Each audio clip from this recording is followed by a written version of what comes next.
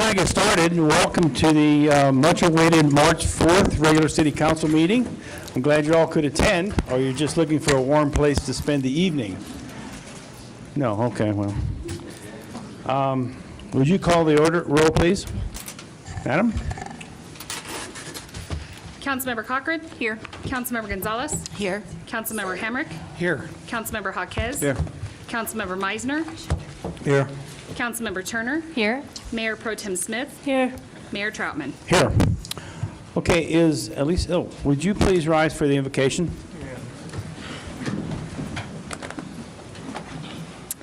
From of old no one has heard or perceived by the ear, no eye has seen a God beside you who acts for those who wait for him. So, Lord, we just come before you, and we wait for you. We invite you. We ask you to come. We are so grateful for this city, for all the administrators, for the people involved, for all the community that loves this city. Lord, we just ask for your blessing right now in this meeting. In Jesus' name, amen. Pledge of allegiance. I pledge allegiance to the flag of the United States of America and to the republic for which it stands, one nation, under God, indivisible, with liberty and justice for all. Okay, thank you. We have a period of time before each council meeting if you'd like to just talk to City Council. However, if there's a subject on the agenda, let's wait until that subject comes up. So if you're here for something that we do currently have on the agenda, let's wait. We'll call your name, and then we'll have you come speak. So if there's anybody here who would like to come and just on other issues or other questions, please, Mr. Norton, are you waving your hand? Okay. Didn't I see your name here for something? Do you want to talk? Not on the agenda. Not on the agenda? Okay, good. Go right ahead then. We have your name? Ed Norton, 2514 North 5th Street, Canyon City. Speaking tonight as president of the Canyon City Rotary Club. Rotary Club this Wednesday will be discussing possible projects for money that we raise from the annual Duck Derby. That I think will be the 6th year down at Florence. And possible projects that we'll be considering as being proposed include a couple that would tie directly to the city of Canyon City. So have no idea what the members will choose to do. They may choose one of these, they may choose something entirely different, but I at least wanted to see if council and the mayor might be on board with either of these two ideas. One idea was the possibility, there's some communities, I know personally, if you've ever been to the small town of Victor, they have historical information signs on some of the street corners in Victor. So one of the ideas that was put forth was possibly some historical pedestals sharing historical information about downtown Canyon City on Main Street. The other idea that has been floated, sticking with the dinosaur theme, was the possibility of similar to the Stegosaurus that's out at PCC, possibly having another dinosaur on Skyline Drive. And in this case specifically tied to the dinosaur tracks, because the dinosaur tracks, and I'll ask you to spell this if you can help me, Mr. Mayor, Ankylosaurus. Okay? I dated her in high school, I believe. Anyway, a lot of people see the tracks and the informational pedestal up there, but we thought perhaps an actual dinosaur that actually depicted what an Ankylosaurus dinosaur might look like. Have no idea what kind of location on Skyline Drive, but that's one of the other ideas that's being put forth. Both of those would obviously, whether it's Main Street for historical signs or Skyline Drive for dinosaurs. So just trying to get some feeling from the City Council whether that would be appropriate for Rotary to pursue on either point. Any questions of council? As far as downtown goes, I would like to see, and Tony, this kind of goes to you too, as far as maybe a future vision meeting, but having more of a master plan of how we can better support downtown, and we want to make sure that whatever you did downtown would coincide with that plan for economic growth downtown. Right. Another idea that was tossed around previously for as far as history goes downtown would be having life-size renderings of historical figures. And they could be downtown with their story of historical people that were in Canyon City. But Life-size caricatures? Yeah. That's something Like the that's been mayor. played around, yeah. Hey, Life-size. But I like the dinosaur idea. That's a really popular stopping point for everybody. Okay. yeah, my son thought I was that old that we had dinosaurs in our backyard when I was a kid. His allowance was cut off. So thank you. Maybe that would be a discussion that we could have at like a vision committee meeting, Okay. because Mayor Pro Tem Smith, so we don't get all over the map on what we're going to do with different areas. That would be a great discussion for a vision committee meeting. That's what we do at those meetings. How often do they meet? Every other, well, we have general government this Wednesday, and then the Wednesday after our next council meeting will be vision committee. Okay. We can let you know on that, and so. Okay. And I don't know if it'll fly with the Rotary members, but just wanted to run those past you. Okay, but again, thank you for the shelter the band shell that we put up over there last summer. It's attractive, and we're looking forward to usage of that yard in front of it, which we planted. Is there a reservation system for that pavilion? Yes, Okay, yeah. I assume so. Okay, thank you. Thank you. Have a Mr. good Norton. evening. Thank you, Ed. Thank you. Anyone else? We have, I'm needing my glasses here. I had one for, is Ed Hurt, you put down your address, but not what you want to talk about. Ed? The stormwater. Okay. Okay, thank you. Anyone else? Can we go forward? Okay. Then let's move on to any council member announcements? Anyone? We have Wednesday morning, we'll have our regular monthly conversation with the radio station, KRLN, at 8:30. How many would like to attend? Oh, that's a popular one, isn't it? Okay. I'll be there. I'll join you, Mayor. Oh, thank you. Okay. Also, Wednesday at 2:30, the county, there's 6 county mayors in the county, and we meet once a month, and we'll be meeting this Wednesday at 2:30. I think it's in Rockville this time. So we move it around between the different towns. A lot of people don't know there's actually 6 elected council people, or mayors in our Fremont County. So thought that'd be interesting. And then we have general government meeting Wednesday at 4 here in our city hall. Yeah, and we'll be furthering our discussion on the Title VIII updates. And I also had an announcement, Mayor. The Homeless Coalition recently did their point-in-time count, and the numbers are very preliminary still, but it's looking like the number of homeless in Fremont County has actually gone down instead of up, which is a great sign, and they attribute most likely because of Journey Home, housing more families, as well as UCOG's ability to secure a number of housing vouchers as well. So some positive things are happening in that direction. Good. All right. Mr. Meisner? We had an opportunity, the administrator, the mayor, myself, to meet with all of the area prison wardens. I'm going to say all. I think they were all there, state and federal. And the intent of the meetings is just to make for sure that we're taking time to recognize each other and the value we have to each other. And then as a second thing, to see what kind of resources we can share with each other. And in particular, what kind of emergency planning we should be doing jointly. So that session went extremely well on Thursday, I think. It was Thursday. And then the second item is I want to congratulate the Stormwater Prioritization Committee. That group did an outstanding job in terms of trying to take that huge task and make some sense out of it, and I would also like to thank Adam for his leadership in that whole process. Thank you. I do. Ms. Cochran? have one. Right now, at the Fremont Center for the Arts, we have a mural program going on, and all of the artwork was submitted by local Canyon City kids K through 8, or K through 12, excuse me, to do new murals for some areas down by the Riverwalk. And so those submissions are at the Fremont Center for the Arts.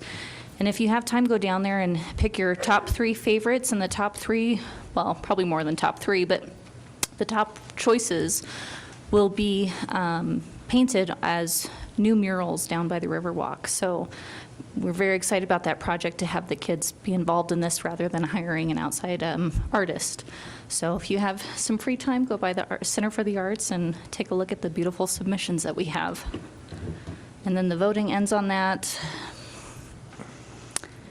Oh, gosh. It's like, Art Center people in the audience. They can tell. does anybody know when that? Soon. It's, well, I know the online It's is Glenda. the last day of March, but, oh, there you are.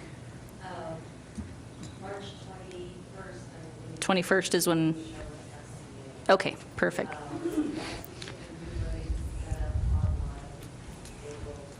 Go through the 1st, or the 31st, okay.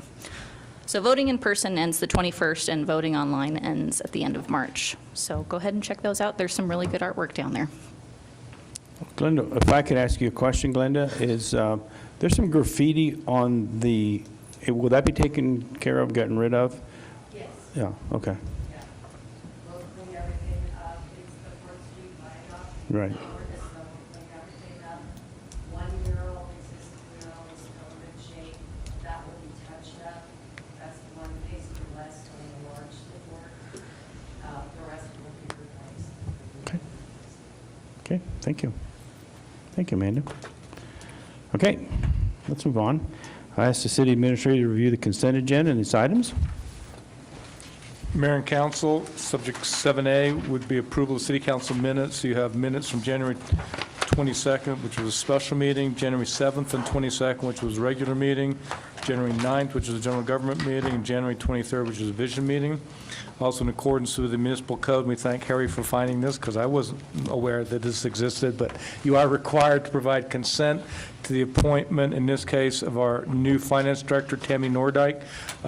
She'll be on the job effective April the 3rd.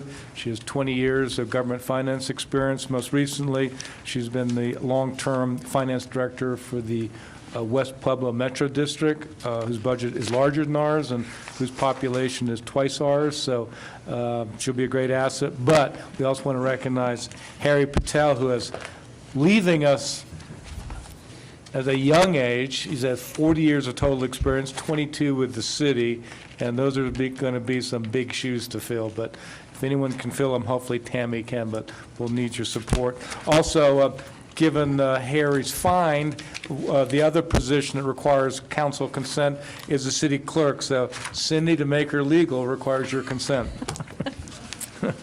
We also want to recommend the appointment of Barb Dittmar, a former teacher and museum volunteer, to the Library Museum Board, who has endorsed her. And I don't know if Caitlin has anything else to add since she's on that board. I believe I was out of town at the last board meeting, so Okay. I don't have anything I can add right now. But My understanding is she'd be a stellar addition to the board. Also authorize on 7F, authorize the city administrator to execute an agreement with American Builders, who are constructing, have already constructed ties, trussels, but they would construct decking, handrails, and reinforce the 2 trussels on city property leading to Point Alta Vista in the Royal Gorge Park at a cost of, their cost is $68,500. We always apply a contingency of 10%, so the total not to exceed amount would be $75,350. Actually went up there this weekend, and they're really doing great work. And John brought up a very valid concern, making sure we do pre-inspection of all of these structures. We are going to have an engineering firm later tonight. You're going to endorse that, actually do an official inspection. But I was impressed with all the additional work they're doing to shore up those structures. They're in generally good shape, but they clearly need some more TLC, and that's part of the task of doing this work. So I was impressed by their quality of work and their diligence. 7G would authorize the city administrator to execute a professional service agreement with Collins Engineering in the amount of $29,620 to make repairs to the Green Bridge at Centennial Park and the two what I call train trestles on Tunnel Drive, as well as do the load rating on the Green Bridge. This is the same firm that will also do the inspections of the trestles after that work is completed at the Royal Gorge Park. 7G would award bid number 2619 for 40,000 pounds of sodium chloride for water treatment to Evaquat Water Technology in the amount of $29,080. And 7H would award bid number 2819 for 1,375 gallons of yellow and white traffic marking paint to Colorado Paint Company in an amount not to exceed $11,500. And then a list of bills for your consideration and approval. Any questions on the consent agenda?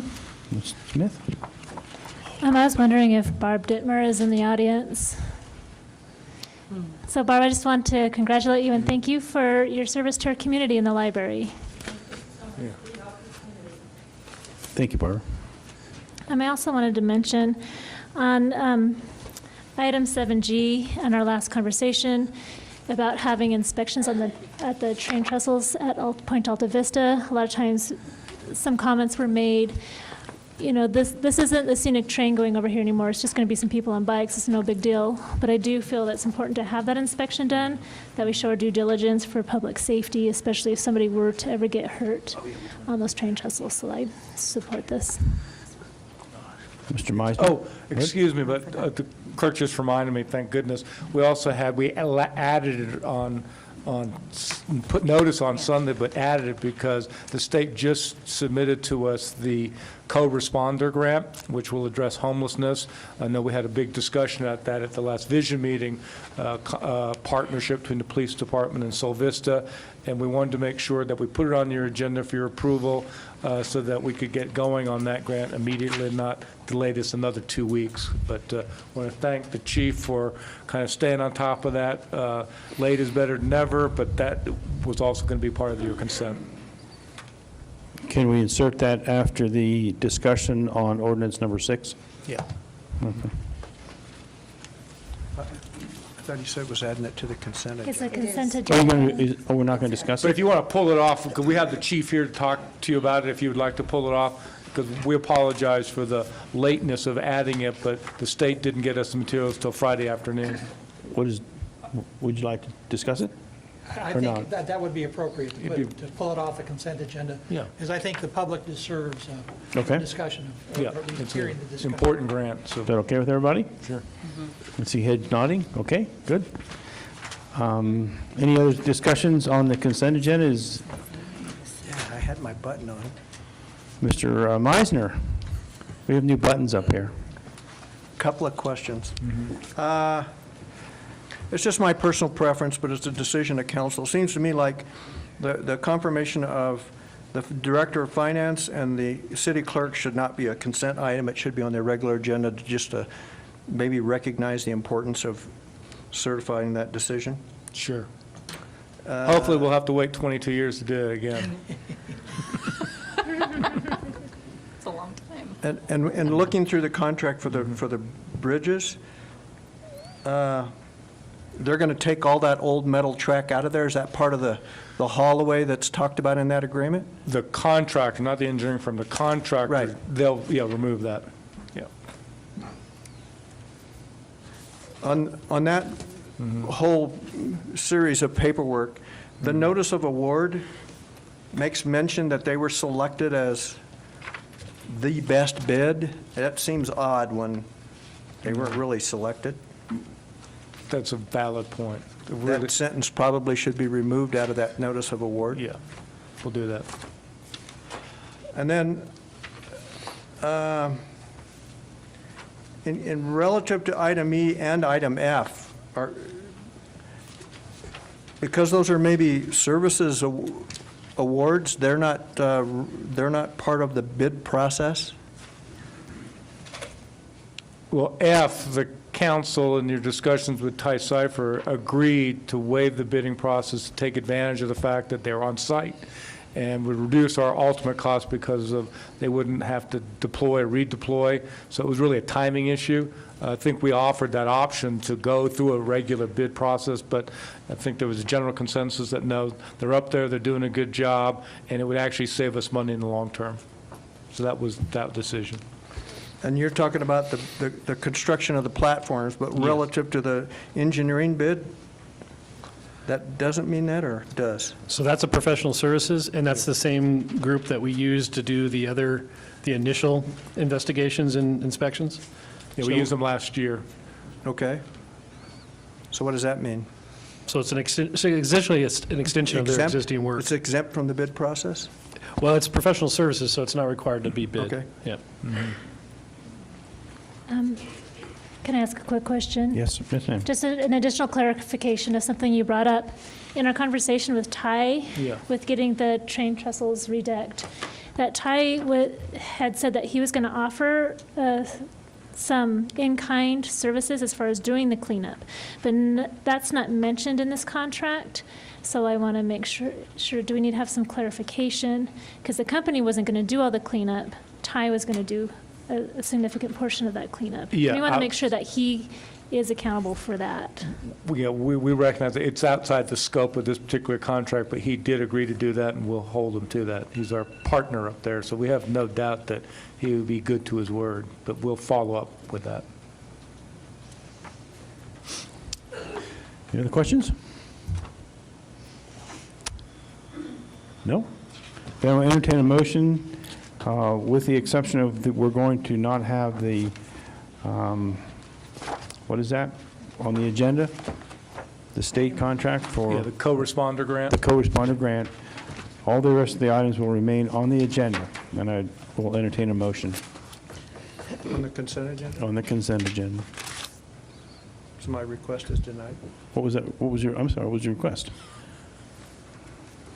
I was asking council's opinion in terms of moving the certification or the confirmation for the city clerk and the finance director off of the consent agenda to the regular agenda. It's council's pleasure, but I'd at least like to hear council say yea or nay. Okay, does everybody understand the question? To leave it on the consent agenda or pull it off the consent agenda and do it at tonight's council meeting? To do the separate approval? What's the feeling of council? I think I have the authority to request that it be moved, and I do so. Yeah, okay. All right, then we're looking for a motion of the consent agenda with the items B, and C, and the co-responders contract will no longer be on the consent agenda, and we'll discuss that later.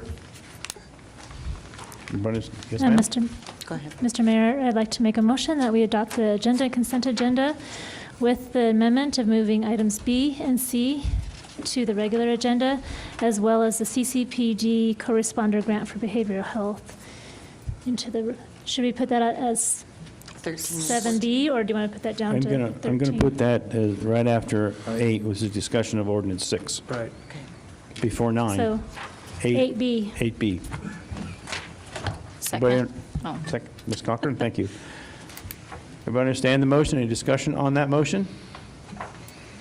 Hearing and seeing none, would you call the roll, please? Councilmember Cochran. Aye. Councilmember Gonzalez. Aye. Councilmember Hamrick. Aye. Councilmember Jaquez. Aye.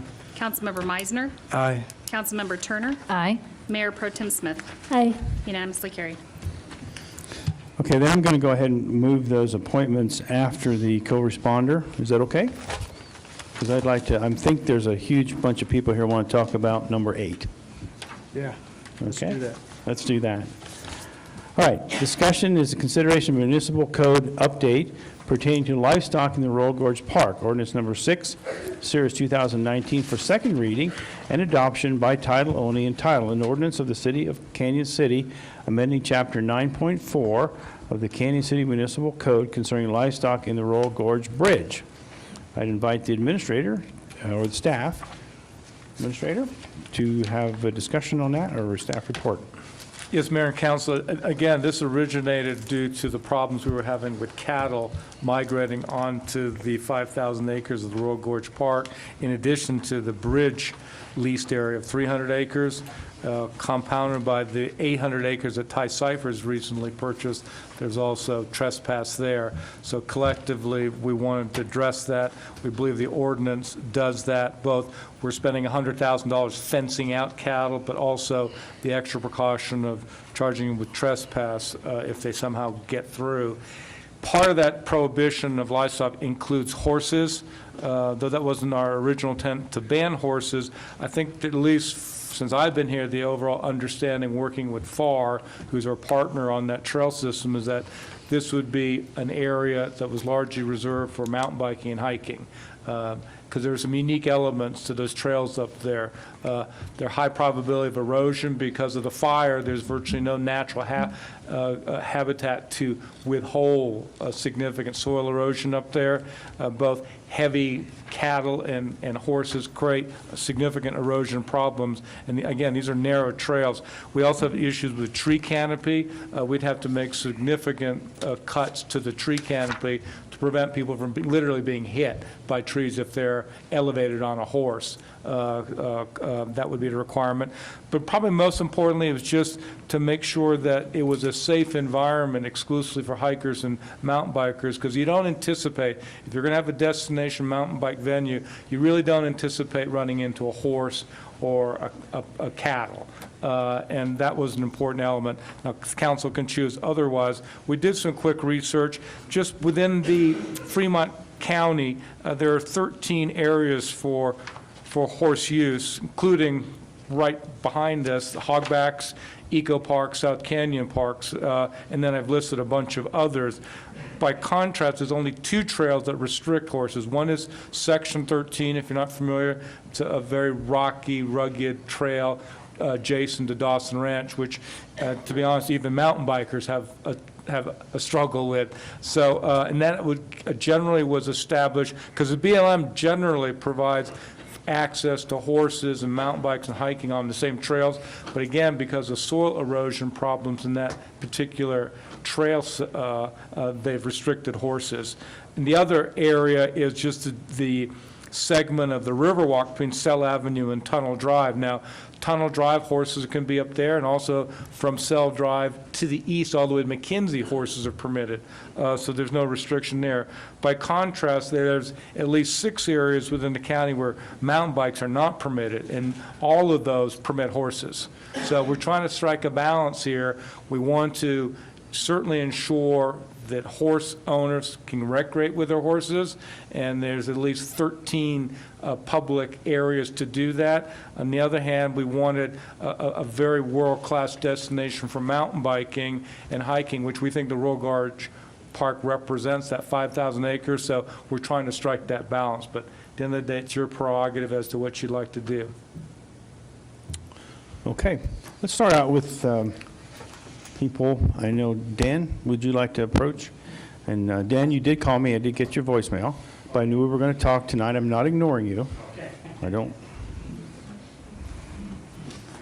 didn't, so go ahead, Dan. Dan Brixey, go ahead. Thank you. My name's Dan Brixey. I live in Canyon City, Colorado, and certainly I'd like to speak on the issue of the Royal Gorge Park and the closing of that for livestock and for horses. Before I do that, I'd like to say congratulations to Harry. I know when I served on council, Harry was always there for us, and it seems like he possessed that ability to materialize funds for special projects that we didn't have budgeted. And, nice words. So yes. I hope that your new finance director possesses that same magical talent. But Harry, you're going to be missed. You've been a good asset to the city. You bet. Relative to the horses, certainly I have horses, and I like to ride up in the Red Canyon Park and up in Temple Canyon and also the Royal Gorge Park. And I've done that for several years, and I just hate to see any trail closed off. And so certainly as we see that being proposed, it's a concern, because as soon as one trail gets closed off, and the city also owns Temple Canyon Park and Red Canyon Park, you have that worry that maybe those would be future destinations that might be closed. And so if you don't speak up on the first one, you kind of open the door for the second one. And so I understand what you said, Mr. O'Rourke. I understand that it's hard sometimes for people to coexist, but I'm minded of seeing bicycles on the backs of vehicles, and the very first thing you see on the back of their trunk is a sign that says, share the path, share the trail, coexist. And certainly we've done that. And so when you preclude the horses from being able to be up there, then you're no longer coexisting. And I just feel that's a dangerous precedent to set. I was not aware that bicycles were eliminated from certain trail systems. I didn't know that occurred. And I have been on trails before and met bicyclists who were coming down, and certainly they like to travel at an aggressive rate sometimes, and there can be issues anytime you share the trail, even with hikers. And it's just part of being in the trail. But Fremont County has always been a agricultural community, and I hate to see us get away from that. The other issue I would bring up is I was a fireman here for 31 years, and I fought a lot of fires up in the Royal Gorge Park. And one of the things that occurs when you have this kind of wet spring that we seem to be experiencing, you're going to get a propagation of fuel. And it hasn't been that long ago that we had a pretty major fire up in the Royal Gorge, and the more fuel you have, the worse fire you're going to have. And certainly the best way to curtail that is through livestock grazing. And so when you eliminate the livestock, you cause the vegetation to grow. The fire breaks that are set there by the trail will no longer hold that because the grasses are much taller, and it'll just jump those breaks. That's another thing that I think the council should consider as you start eliminating the livestock from there. Certainly there's the manure issue that I'm sure is probably one of the major issues that people, I've seen that on trails as I've ridden.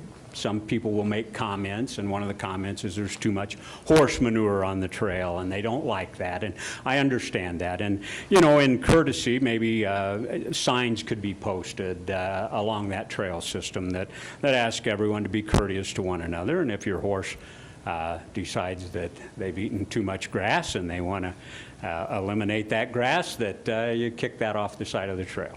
And, you know, there's just ways to coexist. And so certainly I am a proponent of horses, and I am definitely a proponent of not closing off trails to those. And so I wanted to speak to that issue tonight. I thank you for your time, and I'll turn it to the next person. Okay. Thank you, Dan. Okay. Did anybody have any questions for Dan? No? You got off pretty easy there, buddy. Okay. Hillary Lehman. Where's Hillary? Come on down.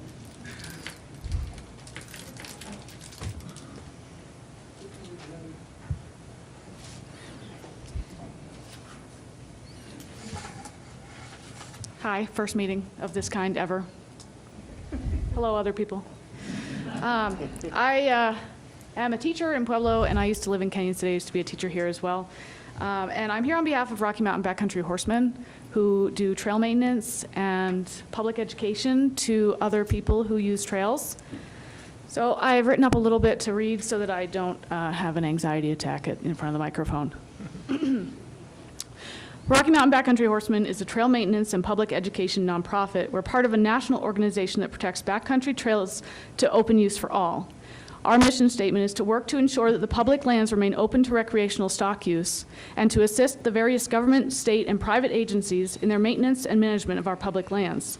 We also encourage, educate, and solicit active participation in the wise use of the backcountry resources by horsemen and the general public. I'd like to point out the horse industry in Canyon City and how valuable that is. And if we start, just like Dan said, if we start to exclude horses from trails, it concerns me where that will go. and where they will start to be excluded from as well. If people want to complain about horse poop, I have complaints about dog poop, which contains a lot more dangerous bacteria for humans and kids. Wait, kids are humans.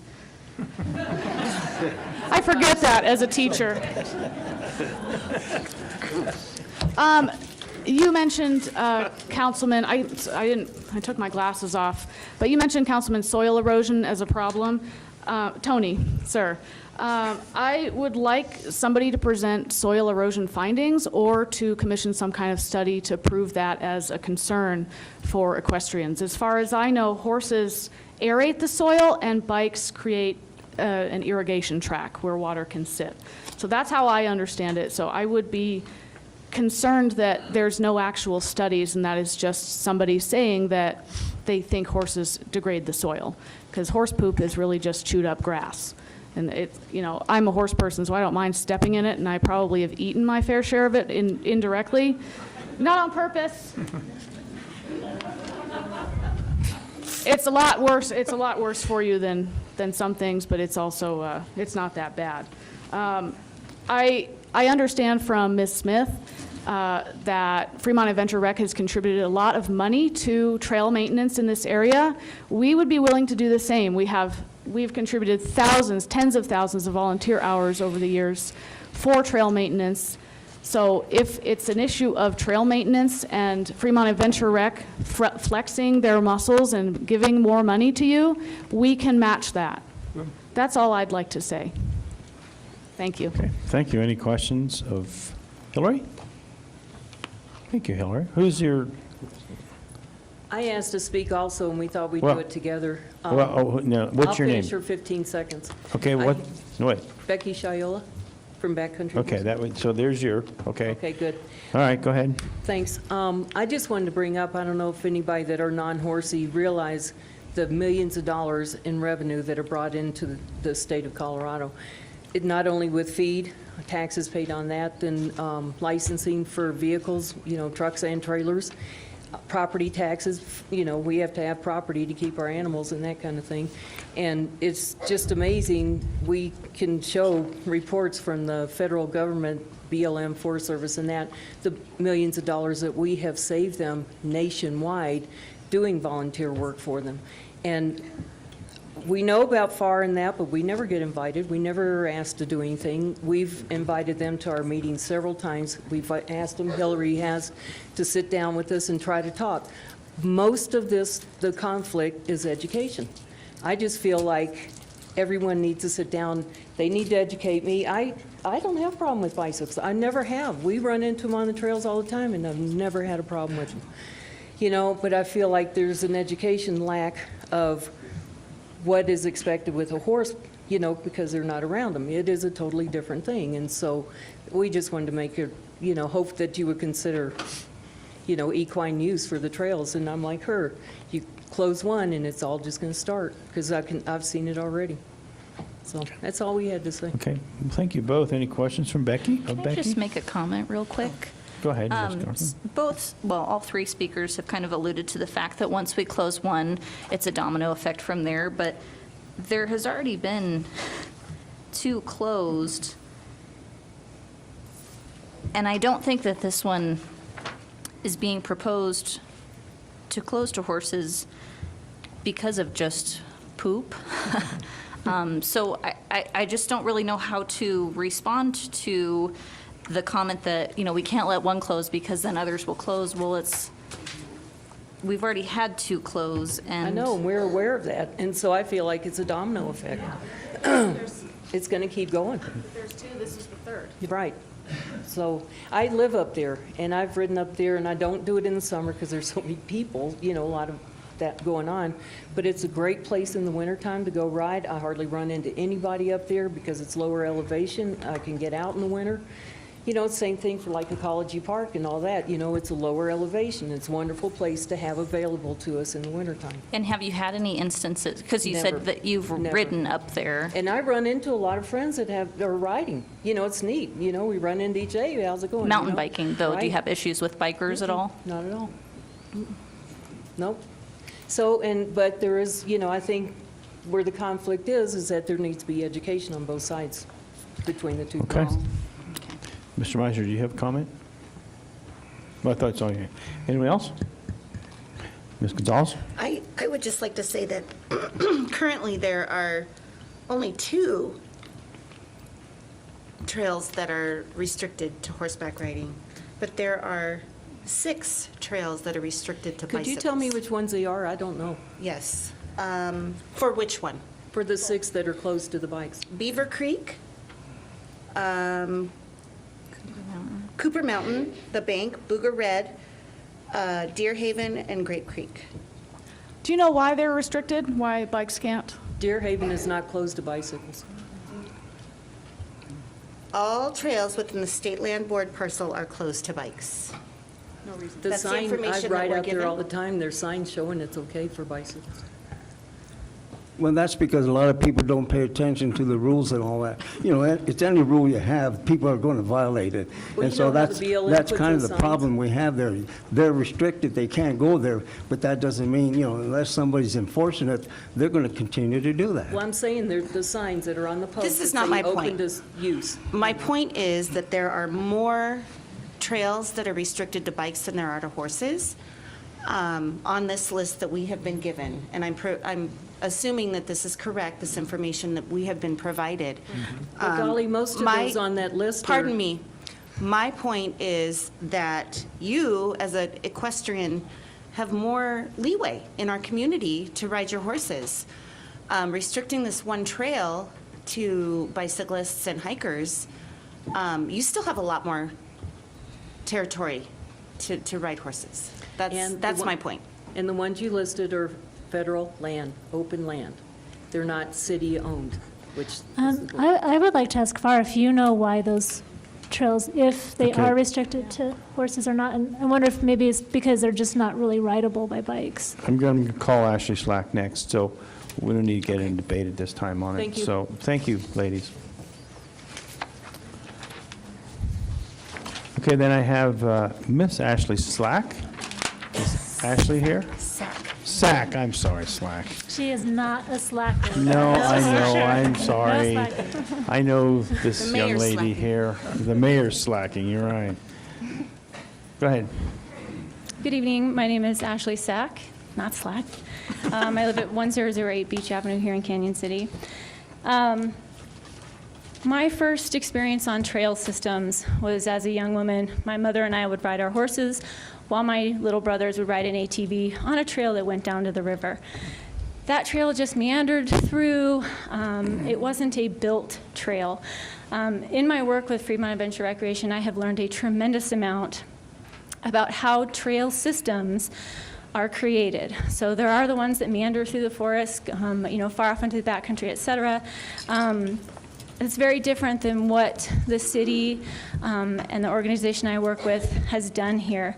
It includes starting with an idea, of course, what do we want to build, how do we want to build it, and then there's the matter of funding. So it's an insane amount of work securing grants, securing programs that will assist with funding those trail systems, the administration of those programs, everything from who's going to sign up for it, how are we going to do it, where are we going to put the money, who's going to take care of it, et cetera. Hosting events that then will continue to fundraise for those trail systems. And then you have the manner of maintenance, who is going to organize the trail work days, who's going to pay for the food to feed those hungry volunteers, who's going to educate the public, who's going to pay for the publication of all the advertisements for those trail work days. It involves stewardship, which involves creating and building signs that then are marking the trails, that are telling folks where they can and cannot go. It includes talking to individuals about where they should go on these trails, talking to visitors, and it also involves a significant amount of work to keep open the relationships with the land managers. So that can mean anyone from the Bureau of Land Management to your city, if they're a land manager as well.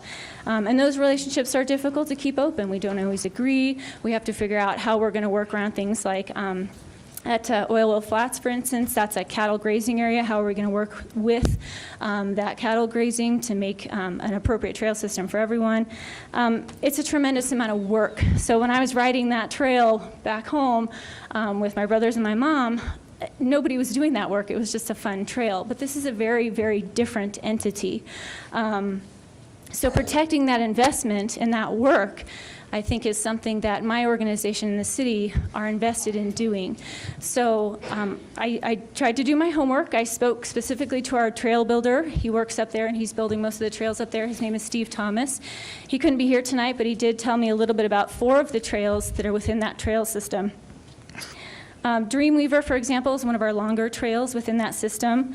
The grade on that trail specifically, for something like a bike, which is just the weight of a human plus a bike, to go up that trail doesn't cause much degradation. The weight of a larger animal like a horse or a cow, when it's going up that steep of a grade for that long of amount of a time, he said that it does cause what's called displacement force. And it does cause degradation to the trail, especially as narrow as ours is, as dry as our topography is. Made in the Shade is one of our newer trails. That specific corridor, as Mr. O'Rourke alluded to, is not really large enough to accommodate a horse and a rider, although it is just amount of size to accommodate a hiker or a biker. The Canyon Rim Trail goes around the front side of the trail system, so you can look down into the city of Canyon City. That has such a grade on it. It's built into the side of a hillside, so that if a horse and a rider were to, a biker were to try to attempt to pass one another on that specific trail, it would be dangerous for both. There's not enough room to go up the hill. It's a pretty good exposure going down the hill, so that trail in itself is not appropriate for horseback. Did I just say Summit Trail? Summit Trail. And then the Canyon Rim Trail also is another trail within that system, which has a tremendous amount of exposure. On one side, it's extremely rocky and also is not appropriate, in his opinion, for equestrian riders. So protecting that investment and protecting the safety of all riders, I think, is utmost importance. So our organization and myself as an individual, I'm invested in helping our city to protect the investment that they have made, financially, the time investment, et cetera. So moving forward, I think to address some of the fears that the individuals in the audience have, that we're going to take another one and take another one.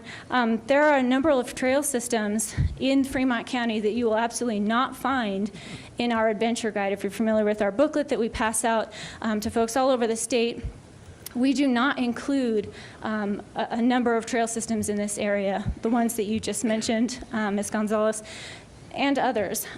We're not trying to take over the world. We're not trying to take over Fremont County. We're just trying to build a really beautiful trail system for bikers that, as Mr. O'Rourke said, is world class, and it costs a lot of money. It's really, really fun to ride because it's built specifically for bikes. It has fun features, et cetera. So we really just want to protect that investment and make sure that it is not damaged, and that it is a safe place for bikers to enjoy the fullest potential of our sport. Okay. Thank you, Ashley. Any questions from council? Ms. Gonzalez? Oh, you have to push you have a button. Yep. Well, you didn't use it last time, so it doesn't matter.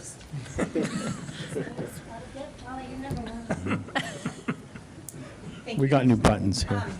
My question is to follow up on the question that was asked earlier. Do you know why those trails are closed to bicycles? The few mentioned before. I don't. I honestly, I don't even ride them because they're not on my radar. Brian, did you want to add?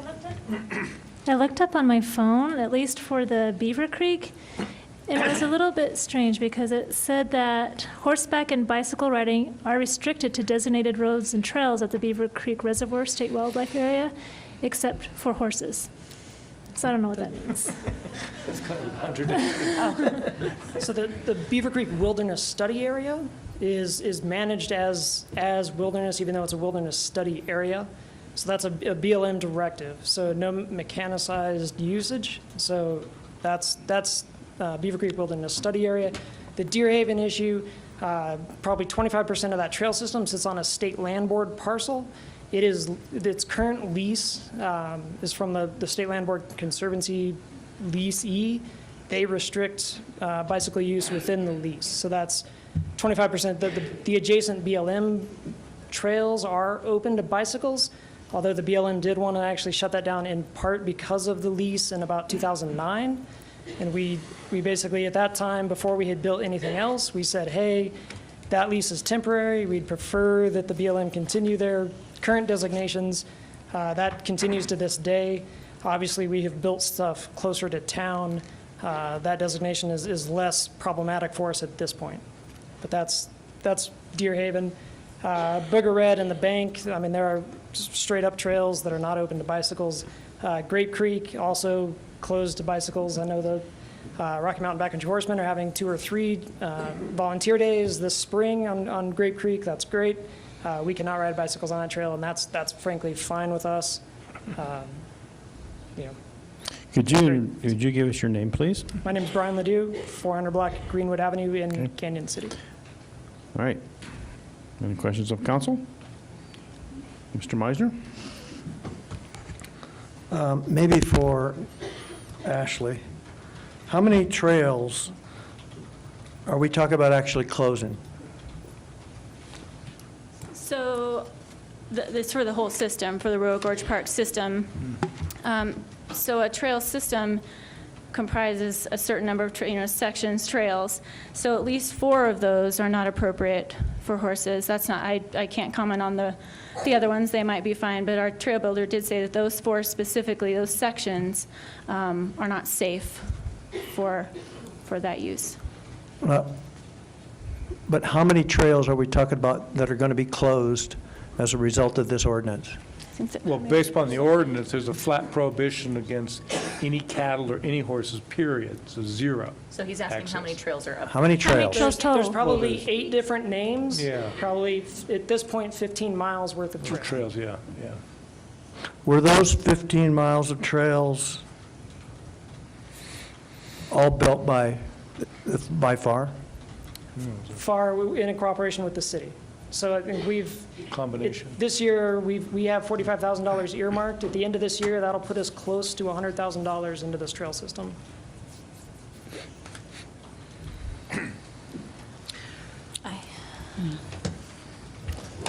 So that's all of the trails that are going to be closed were built in a conjunction of FAR and the city? That's what was proposed in the ordinance that you had a first reading on, yes. So where did these horse people ride prior to those trails being built? My guess would be Fremont Peak Road. Yeah, there were no trails there.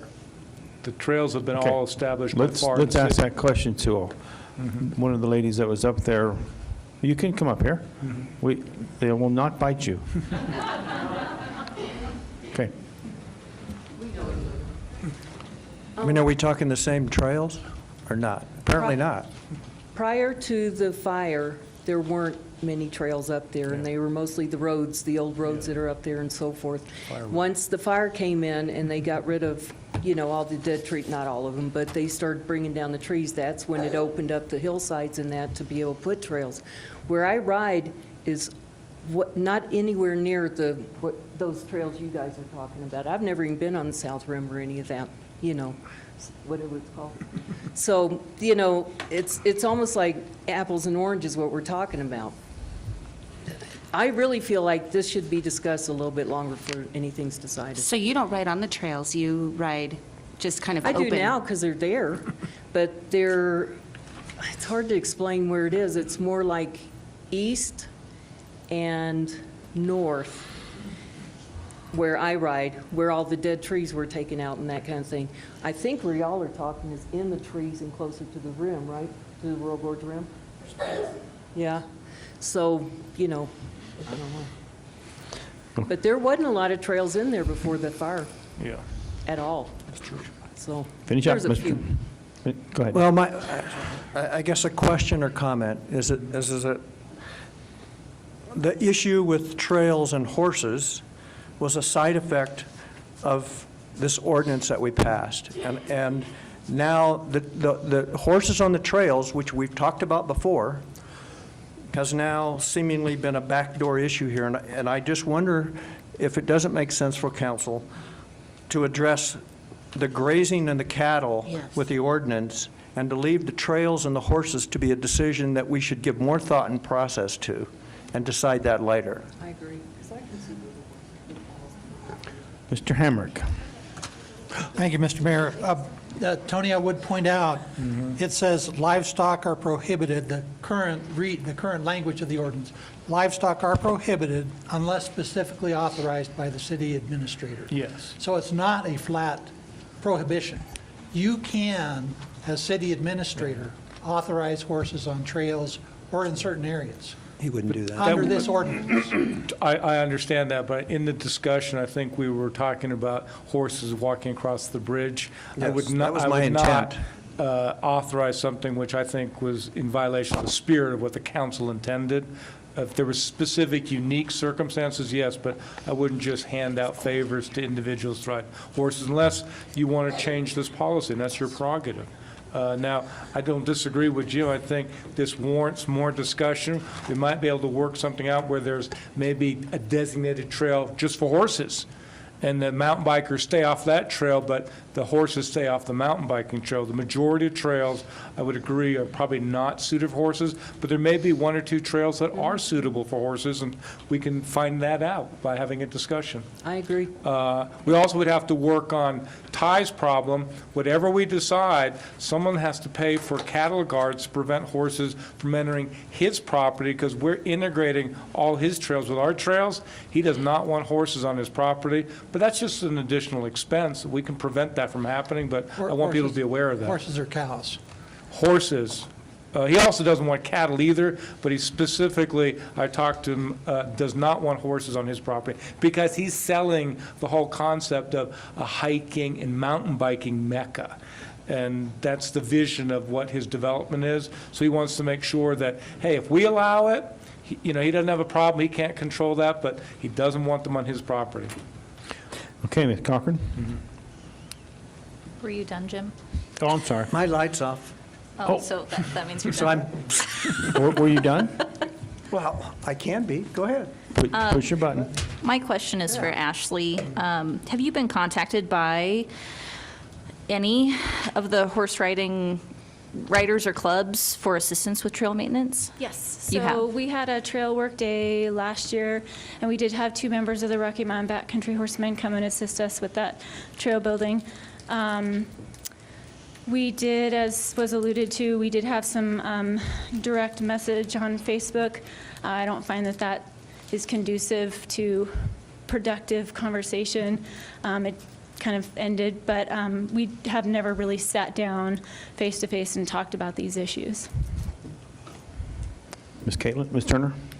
Thank you. Oh, Amanda stole part of my question. I should have gotten my button push in sooner. But my follow-up to that would be, have any of the horse riding associations offered financial assistance in this trail building? No. Okay, thank you. Not to my knowledge. Ms. Smith? I would like to reiterate what Councilman Meisner said. I think this merits more conversation. In the spirit of what City Council has done in the past 3 years is if we have issues like this, is that we invite the community to get together. We invite the parties to come together at the same table and talk it out. And in the spirit of our roots of being the Wild West and a long legacy of equine use in this area, they deserve to be at the table and have these discussions. If it includes education, volunteer hours, perhaps financial contributions, perhaps a discussion on which trails would be proper or not proper, as well as etiquette. For some, I always, as a mountain biker, I appreciate if the horses have bells on them. Sometimes I know they're coming and aware. We can have those discussions together, and I think we need to at least sit down and have those conversations. Okay, Ms. Gonzalez? Well, Amanda, Caitlin, and Ashley stole all of my questions, so I was trying to turn my button off, but it doesn't. Yeah, I tried that too. Did I turn your button off? You did.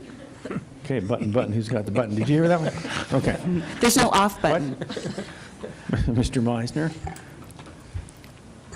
I would suggest that we remove the verbiage or terminology, whatever is most appropriate, of livestock, and instead insert cattle, mules, asses, goats, sheep, swine, buffalo, cattle. So that we're specific about the original intent of this was to get those species, if that's correct, out of that area, and then let's get together and figure out what makes sense relative to bikes and horses on trails. Another option would just be to say unmanned livestock. That's for the attorney. Jim may ride in on a piece of cattle, so I'm concerned about that.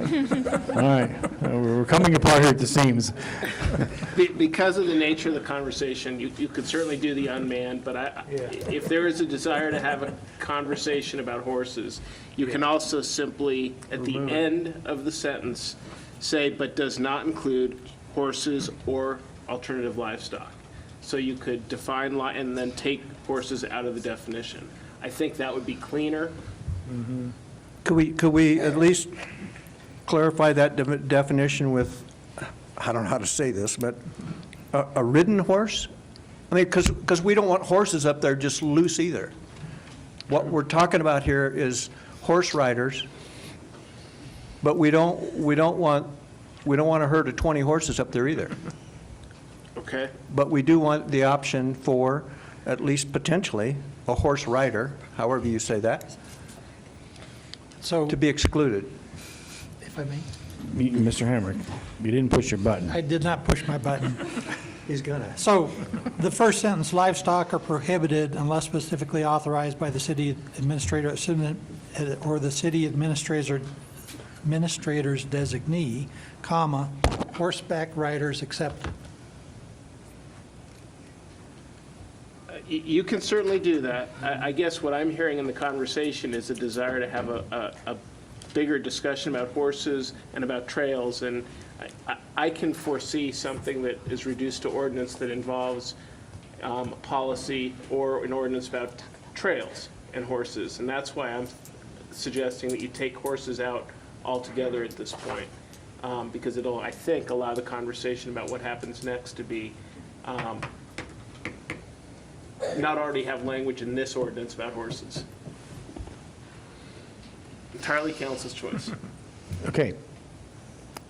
So the ordinance modification is what you're talking about. Can we do that on second reading, or do we have to go back over everything? No, we don't. You can do it on second. All right. Who would like to take an attempt at that statement? Bingo. Mr. Meisner, you didn't push your button. Thank you. There it is. Where are we going to insert this at there, Mr. Hoffman? I would delete the word horses from the definition of livestock. Okay. So simply strike through horses in the first part, and then does not include horses, and I guess I would say with riders. I'm not an expert in equine law, but horses with riders seems to be self-explanatory. And alternative. Comma, alternative livestock, the rest would stay the same. Okay. Mr. Meisner. Mr. Mayor and Council, I move that we approve Ordinance 6, Series of 2019, with the modification of, in paragraph 9.44075, we're going to delete the word horses after means and that comma. And then within the quotation marks, we will include written. After the word include, so, but does not include. Yeah, right. After the word does not include, we would say ridden horses or alternative livestock, I think. I would say horses with riders. I would too. So make that does not include horses with riders or alternative livestock. Yes, sir. Do you want that read back to council, or is council comfortable with that? We know what we're trying Yeah. to say. Yeah, and then we would suggest the staff can get together with the stakeholders who have an interest here and try to work out something that's a win-win scenario and bring that back to the council within the next month. And I'd say include Ty in that conversation Yeah. too. Yeah. And if council would like, I can read that sentence in full, just so that it hears the entire sentence. Would you mind? Go ahead. Not at all. Mr. Hoffman. For purposes of this chapter, livestock means cattle, mules, asses, goats, sheep, swine, buffalo, and cantaloupe, but does not include horses with riders, alternative livestock as defined, and alternative livestock as defined in CRS Section 35-41.5-102 as may be amended. Second? Mr. Jaquez? The only question I have, because I want to get this clarified before I decide to vote either for or against. Are we now saying, based on what we've talked about, that we're going to allow horses on these trails that we mentioned in the ordinance now on those trails? I just want that answer. Are we or are we not? Potentially, yes, Okay. because this ordinance was not intended to eliminate specifically horses off of trails. This ordinance was intended to get the cattle off of the park. But are we leaving the conversation open Yes. for? Yes. Okay, yeah, We got to solve that problem. okay. So now, it's now a separate issue, horses. Okay. So that's a separate issue. All right, I need a motion. We did. May I have a motion? I have a motion? And a second? We need a vote. Okay. We had a second? Who seconded it? Or any discussion. Okay. There's no more discussion. Would you call it? I have discussion. I just think it's prudent to say why we are banning cattle grazing at the Royal Gorge Park. And the reason, the logic behind it is because it's no longer a dormant open space, but it is truly a park where there's avid and frequent hiking, biking. There's a Royal Gorge Resort housing that's coming in. We also have potential slacklining, rock climbing, professional races, potential weekend concert festivals. And the cow population has grown considerably and has evidence of illegal watering and feeding out there. And the altercation, or the cow herds are confronting with people. And it's a problem. We've even had cattle all the way up to the bridge. And so it's become a problem, and that's why we needed to address it. And unfortunately, it's been a bit of a cost to our taxpayer money to do so. Okay. Mr. Meisner?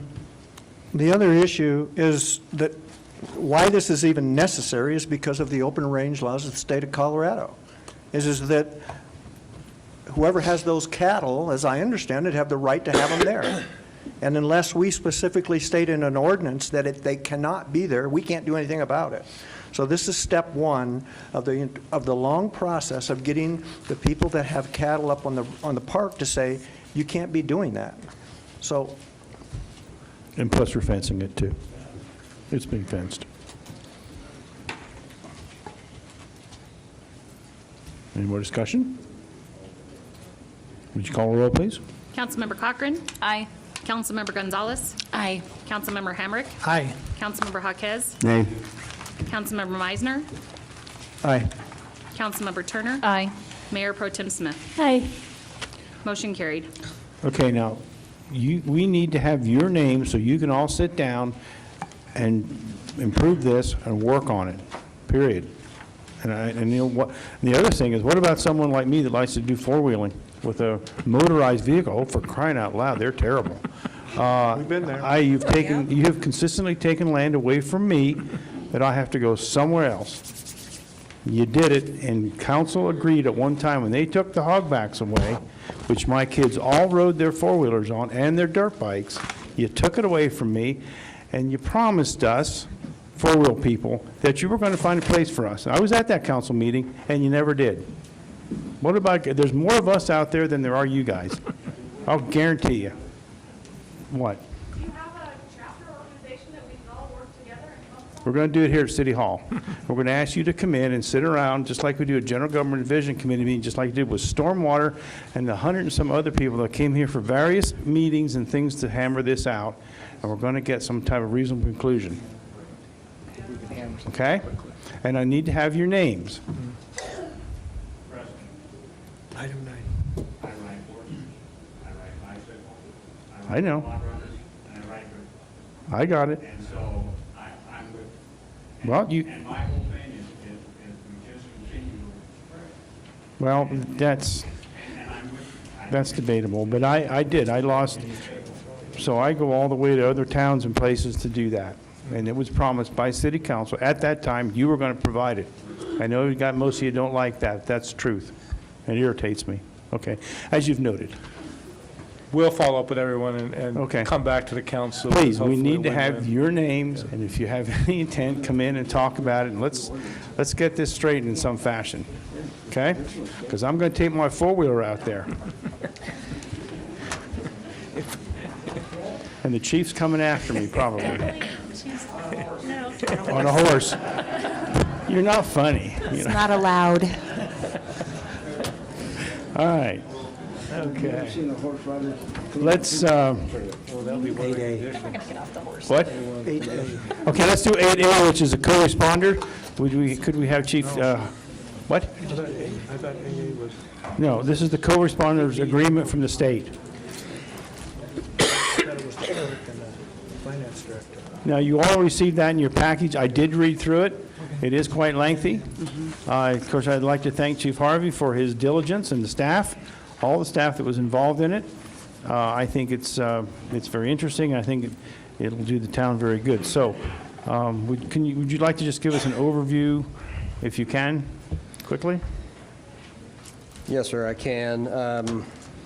Mayor, members of council, thank you for your consideration of this contract and the program that it supports. So the program, like we've discussed before at general government meetings, is really to address some underlying social determinants that lead to addiction, homelessness, and may be the result of some sort of mental disorder that a person has a lived experience with. So this program, as an overview, as stated in the memo, would be to provide a community coordination point for services involving addiction, mental health, and homelessness toward the goal of sustained individual independence. And more appropriately, I think what the state is trying to accomplish with this is to provide a mechanism to decriminalize mental health in our criminal justice system. Unfortunately, for the history of how mental health has become intertwined with criminal justice, we have a lot of folks that might be suffering from whether it's schizophrenia or some other disorder, that they have a psychotic break or a manic issue or some sort of a crisis that manifests itself out in the public.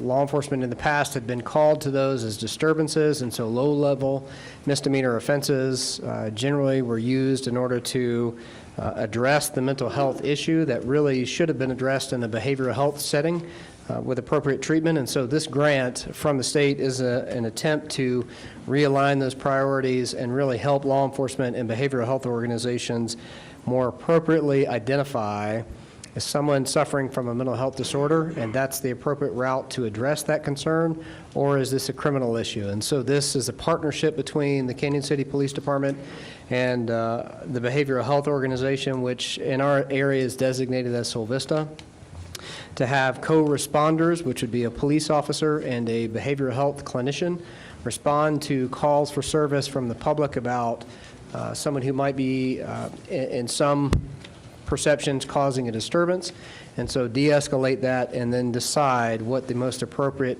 thing is for all involved, including the individual that this group would be responding to. So this grant is a 2-year grant. As kind of an overview, it is 100% funded by the Office of Behavioral Health. However, beyond that 2-year cycle, we will have to decide at that point whether the benefits of this group are such that we should continue funding it from some sort of a tax base. But up until that point, the Office of Behavioral Health will help us fund that. And there's significant data out there to support that this not only lowers calls for service for police officers, which frees them up to deal specifically with criminal issues and not those who are suffering from a mental health crisis. So I think the value will be there out the other side of this, but part of the program will be to collect data to see whether or not we actually are making an impact on our community and whether this is something we should continue here locally. Thank you, Chief Harvey. Any questions of council? Ms. Gonzalez.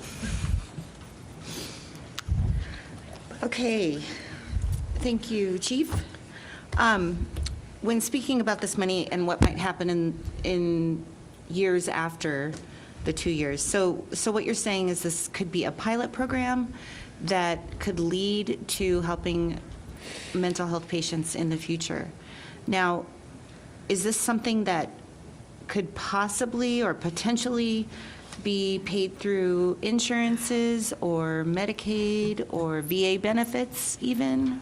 So that's the real big question, is whether or not these services would be able to be provided by an alternate means rather than taxpayer base. And unfortunately, I don't have a good answer for you. Okay. There are explorations at the state and federal level to potentially find other funding sources, really to make behavioral health treatment more mainstream. But as far as this specific unit, I can't answer that at this time.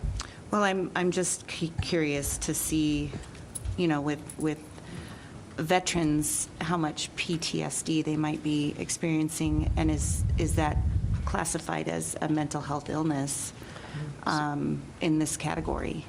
Absolutely. So post-traumatic stress disorder is something that's experienced by returning combat veterans, as well as even people with traumatic circumstances that were victimized by a crime. So it clearly is something that we want to address and would be addressed under this. Part of that community coordination point would be for all the different organizations that serve those with a lived experience of a mental health disorder, would be to get them together to provide the best route. Some of it might be through the VA, others it actually might be through Medicaid, or it might be through private insurance. But really, this would be the coordination point and the partnership between the city and private behavioral health organizations to say, how do we get them whatever treatment we can, whether it's through the VA or not. And my final question is, could this work in tandem with somebody who might be experiencing illegal drug abuse? So part of the larger phase project of this is really addressing, we have co-occurring instances in a lot of the calls for service that the police get called to. So in other words, we have somebody that might have a diagnosis of a mental health disorder, and then that individual doesn't like the medication side effects that are actually prescribed, and so instead of taking pharmaceutical grade medicines, they either self-medicate with alcohol or marijuana. And this is not a unique circumstance, but it also is not characteristic of everyone who has a mental health disorder. But when we have those co-occurring disorders like that someone has a substance use disorder and a mental health diagnosis, we need to address the whole person and not just one or the other. And so that's really why this program is designed to address the whole issue, which folks with mental health disorders and substance use disorders oftentimes end up homeless, and so there are natural segues for all three of these issues, and this particular unit will hopefully address all of those issues, again, towards helping the person sustain independence. Thank you, Chief. Mr. Meisner? So what I'm not clear on is, when I read the goal where it talks about identifying involvement in behavioral health illnesses and integrating that with organizational records, I mean, you get a call at 10 o'clock, how do you know what's going to happen there? Or how do you incorporate the mental health worker in this process? How's that going to actually work? So part of the business associate agreements that are listed in the actual contract that we have to formulate, we've been having some of those conversations. And one of the difficult parts about marrying up these two different systems is that we have things that we can't share with behavioral health organizations, like a criminal history, for example. So if we have someone who has an extensive criminal history that also has a mental health disorder and needs treatment, I can't tell them everything that's in the National Criminal Information Clearinghouse because I'm restricted by the FBI. Conversely, the Behavioral Health Organization says, I can't share with law enforcement the mental health diagnoses treatment that we are currently giving these individuals. And so it's a complex answer, but that's part of the reason for having these two folks together, because with what information we can share, that a person has a psychiatrist, let's say, that is that can be contacted whenever that person is, law enforcement is called for them at 10 o'clock. If we have information that we have a person that is a point of contact for that individual, they don't have to share with us the treatment that the individual is getting, which would be a violation of HIPAA, but we can at least share that that person has a point of contact that we can call to help us de-escalate that individual, or to, if there's not something that needs to be done that night, can be done the next day as a follow-up. And so this group really will help share information across those systems. And a better example is really for a call at 10 o'clock at night for an individual who says that they're suicidal. So we get a call for that individual at 10 o'clock at night, may not necessarily know that that person is receiving treatment from a local behavioral health organization, but when this group gets together the next day and reviews the incident reports from the night before, then that information sharing naturally will happen without violating either NCIC or HIPAA regulations. Does that answer your question, sir? I don't think it did. But it suggests in Goal 1 that you're going to identify those experiencing behavioral health illnesses. For lack of better explanation, my name would have a little star next to it saying, I've got a health problem. So if I show up on your call list, you're going to know that. Is that the way it's intended to work? Yes, to a degree. So there's a couple of different phases of that, so to speak. So if we, as law enforcement, respond with crisis intervention team training and a higher specialization to help identify potential undiagnosed mental health disorders, we may contact someone on a call for service as law enforcement that has never seen a behavioral health person, but we identify that individual as it's a disturbance call, let's say, at a local convenience store, and showing up, it is clear that the person is hearing hallucinations, or seeing hallucinations or hearing voices that are not present, that clearly is a mental health disorder that would be more appropriate to be routed towards a behavioral health organization rather than arresting that individual for disturbing the peace or trespassing, something along those lines. So that's at the base level what that's talking about. At the highest level, we have folks that both law enforcement and behavioral health organizations know from regular contacts that they are suffering from or living with a mental health disorder.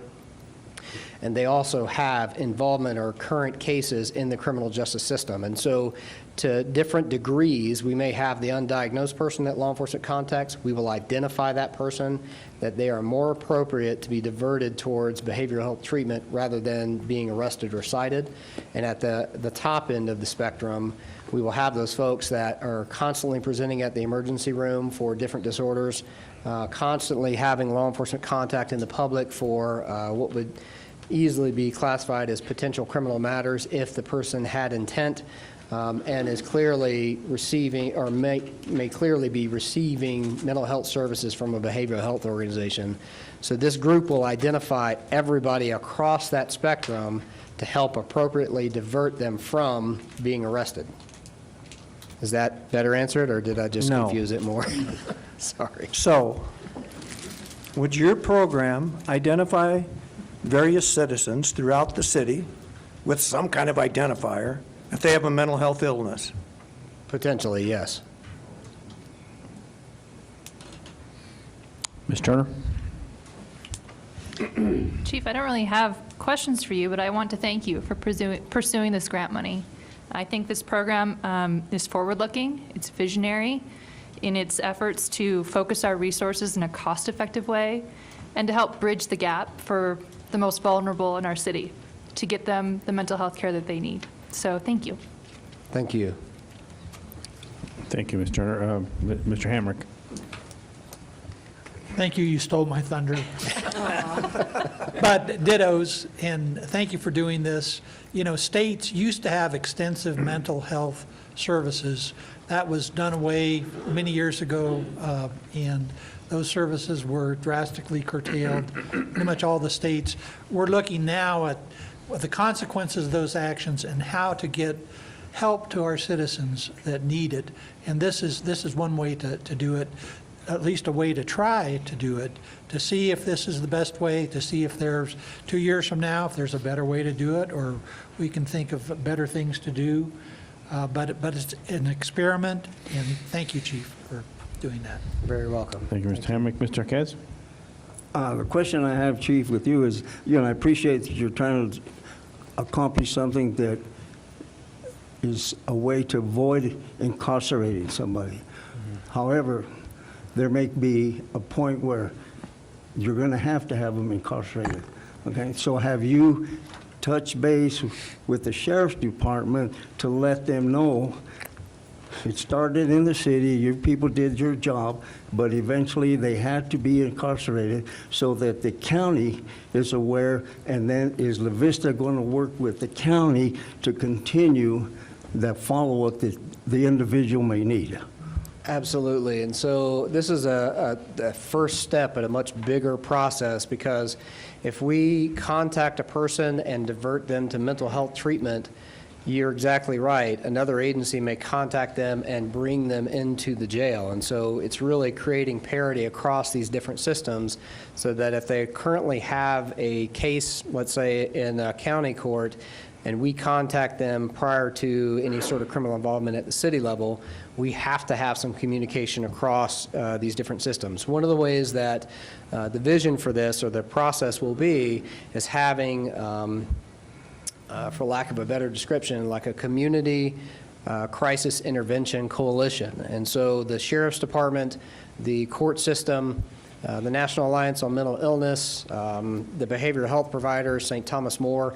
I have reached out to about 13 different entities across our community to have a policy group that talks about, and that's part of the reason for asking the ability to be able to make some decisions with this group, is we're going to have a community collaborative of executives of these different disciplines to talk about how do we fix those problems that we've got a person that's been arrested, he or she is incarcerated in a county jail. It is more appropriate for them to receive behavioral health treatment, but we are trying to divert them at the city level. How do we create parity across those different organizations?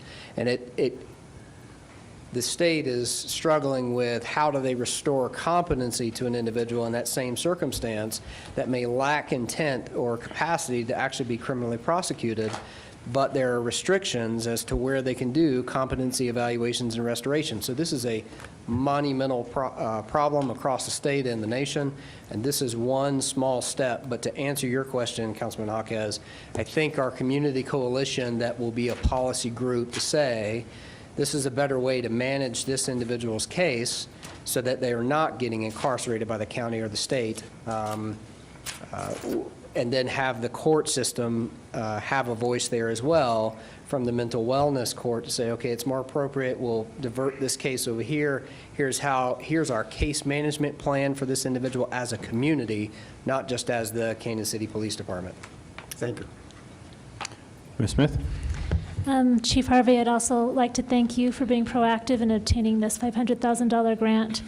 And Mr. Mayor, I would like to make a motion that we approve the co-responder unit contract with the Office of Behavioral Health. Thank you, Ms. Smith. Second. Second, Ms. Turner, thank you. Any discussions on that motion? Hearing none, would you call a roll, please? Councilmember Cochran? Aye. Councilmember Gonzalez? Aye. Councilmember Hamrick? Aye. Councilmember Jaquez? Aye. Councilmember Meisner? Aye. Councilmember Turner? Aye. Mayor Pro Tem Smith? Aye. Unanimously carried. Okay. Thanks, Thank Chief. you. Thank you Thank all. you, Chief Harvey. Appreciate that again. All right, let's move on to number 8 and 9, which is authorization the mayor to sign a one-year agreement for financial and in-kind support between the city and Fremont Center for the Arts in an amount not to exceed $43,245. We'd ask the administrator for a report. Mayor and council, in recognition of the Fremont Center's interest in selling the building to Unbridled and in Unbridled offering them a 5-year lease, it kind of changes the proposed business plan we were discussing with the Art Center back in December, which I think is really a win-win.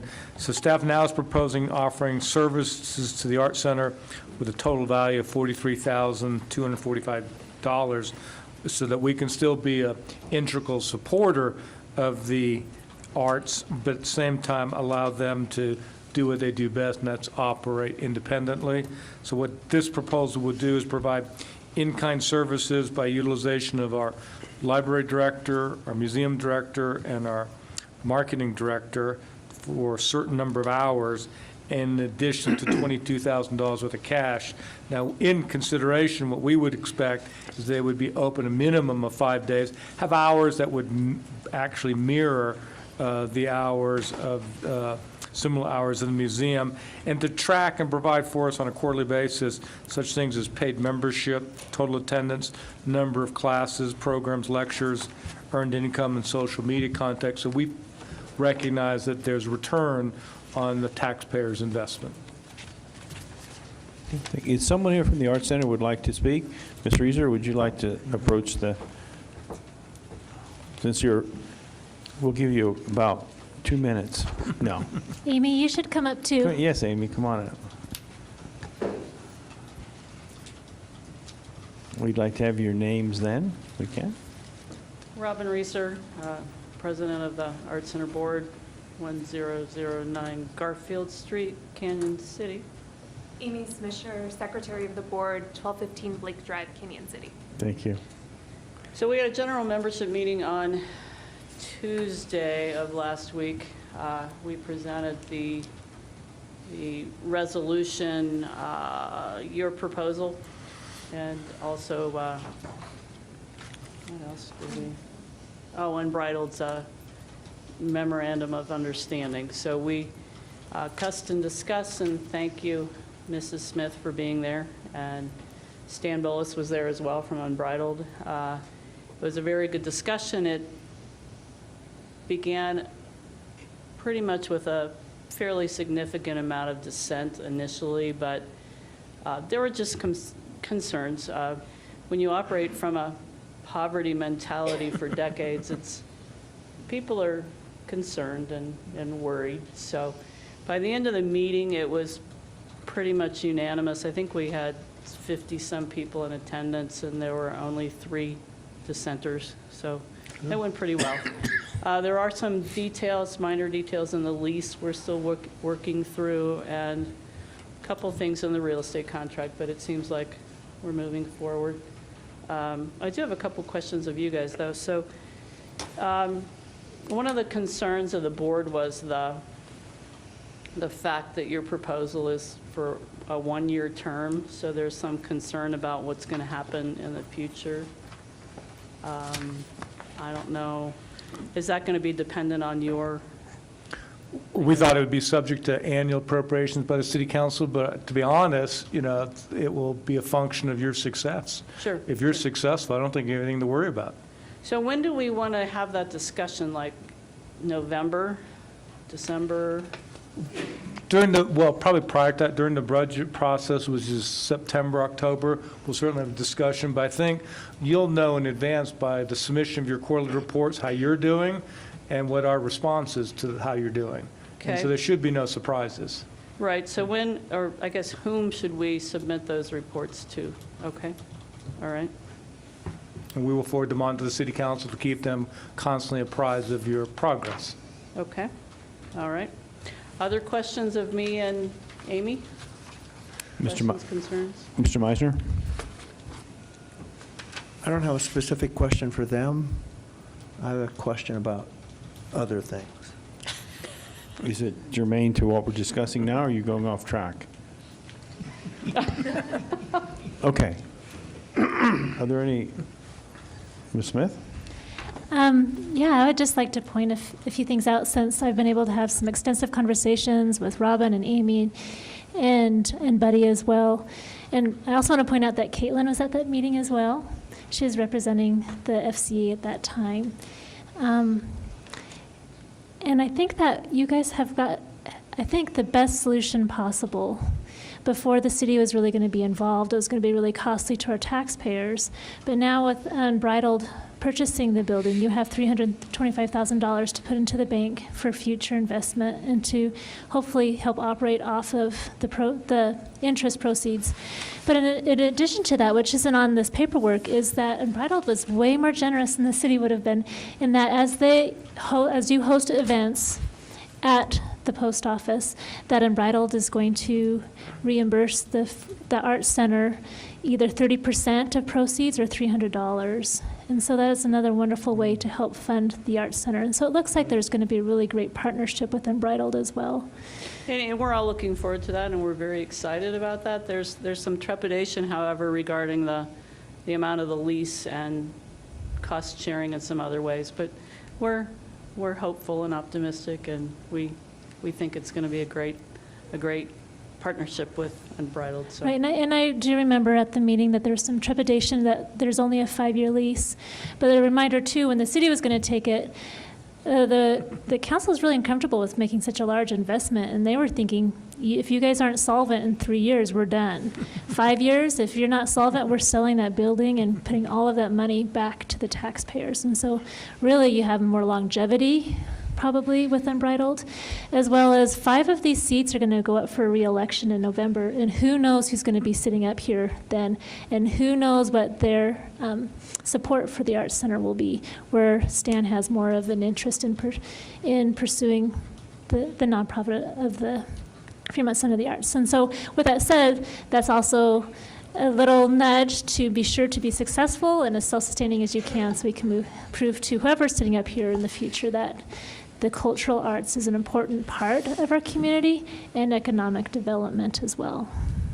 Thank you. Do you have anything to add, Amy? I'd just like to add that we really appreciate the City Council's strategic vision, particularly when it comes to the types of in-kind services that are considered in this plan. I think that it reflects how important the arts is to this community and to this council, and we really appreciate the thought and the strategic direction that went into it. Yes, thank you, ladies and gentlemen. Thank you. Well, these ladies put a lot of hard work. You guys have a lot of soul and passion for the arts, and we appreciate that greatly. Yeah, it's great. Any other questions of council? Oh, Mr. Meisner. Did you push your button? He did. I did. He did. He's learning. He did. My question is in regards to the information that's in front of us under item 9. You had mentioned that we were authorizing a signature, but it looks to me like this letter is suggesting our approval to maybe initiate an agreement so that we could review the agreement and then approve a signature, because I don't see an agreement. Yeah, we could do it that way. I mean, I think we've laid out in this memo essentially what the agreement would entail, and most importantly, what are the products that you need to feel secure that they're performing to warrant the investments you're making. But if you want us to more formalize this with the attorneys, we can do that and bring it back to you on March the 18th. Well, I'm going based upon your recommendation. It says authorize a 1-year agreement. Yeah, that's what we propose. Is this the agreement? The concept, the plan. Well, with regards to that, under item number 1, in-kind services, Yes. where it says that each of those things shall provide, I would suggest that it would say up to the number of hours that you're talking about, Yeah, that's, yeah. because otherwise I think we would be obligated to make for sure that we provided. We want to provide, as it was my understanding, we want to provide up to those numbers of hours. And then I would suggest that staff create some kind of a simple agreement that encompasses these items and bring that agreement so that the mayor or the administrator could sign it. The mayor. On approval of council, the mayor. I don't get to sign a lot. Yeah. We can I think work that- with the city attorneys and bring that back to you for the meeting of the 18th. I think that's appropriate. So let's do that. Thank you, Mr. Meisner. Ms. Turner? Following up on Jim's point, I wonder then, do we have a plan for how we're going to track these staff hours? Will that be a quarterly reporting as well? The individuals will track their hours, Okay. and we can provide you that, too. Yeah, it just kind of makes sense to me if we're going to be looking at the financials coming from Yeah. FCA, that we'd also then Yeah. want to keep track of where we are Yeah. in our end of the For bargain. the first time, they get to act like attorneys, and they will track their hours. I don't envy them. Ms. Gonzalez? So in the information technology support section of this, it's a little vague. Yeah, the intent was not to provide them direct IT services because they can't be integrated with the city for a host of reasons. But, for example, we've talked about this. If there are computer systems that are dated and need upgrade, they'll come over there and recommend what systems they should acquire. You know, if they need improvements to the network. So basically free consultation, but no integration with the city's system. May I interject, please? So one of the ideas we have, because we have hopes, hopefully this comes to pass, we have hopes that perhaps the county might step up and help us out a little bit. So one of the things that we're considering is to ask them to fund an upgrade in our IT system. We have very, very old computers. Yeah. And it doesn't work very well. We have a really antiquated point of sale system. So, and all of that becomes much more important with the hopeful idea of many more events, many more classes, many more programs, all those kinds of things, because what we've got right now just isn't working. So the hope is that someone in the IT department could perhaps advise us. Yes. And the purchase and the types of things that we would need to go to the county with a proposal. So that's just one idea that we have. So have you explored grants and all of that? That's also part of the proposal that Okay. the museum director could help us with that. We have some small grants, but they're very small in amount. So the hope is that we can work with Lisa and perhaps gain some expertise and find some additional grant funding. Great, thank you. Okay, any other questions? Thank you. Thank you for Okay. doing that, so Thank you. appreciate it. I would then entertain a motion and a second. Are we waiting on an agreement? Are we just not going to wait on an agreement? Yeah. So we do that? So we'll put this off until we have the one-year agreement in hand, and we'll vote on that to authorize the mayor to sign it. Is that correct? Excellent. Thank you. Thank you. Let's move on to number 10, it's stormwater utility fee credit. I'd invite the administrator to comment on that. Just going to really hand this over to Adam and Harry. I think Adam in particular has done a really good job in addressing the issues that you wanted addressed, looking at the quantity and the quality of water and whether there should be a credit system. We also relied upon our consultant, the other Dennis Weed, with lots of feedback. So I think we're all in harmony. On that note, let me turn it over to Adam. Okay, go ahead. Mr. Lancaster. Yeah, so you may just remember back in January, you asked us to take a look at a stormwater credit system for stormwater fees. And basically, we're looking at the properties, crediting properties that operate and maintain private stormwater BMPs. When we're talking about BMPs, we're talking about best management practices that are either detention or water quality facilities. We currently don't offer any kind of credit for stormwater fees except for residential properties that are occupied by mobility impaired persons who have additional impervious surface that's required for their mobility. When we looked at other communities that have been surveyed nationwide, it looked like about half of them had been offering credits of this kind. We can give these credits, as I said, for the types of BMPs. The detention ones are ones that reduce stormwater discharge, basically what we're calling in this discussion quantity BMPs. And then there are also water quality, which improve the quality of the stormwater runoff. And we refer to those as quality BMPs.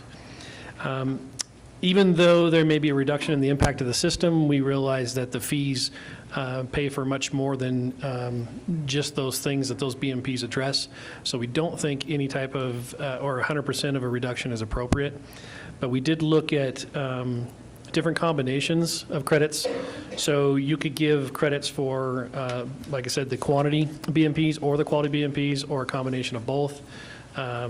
or again, none at all for both or either one.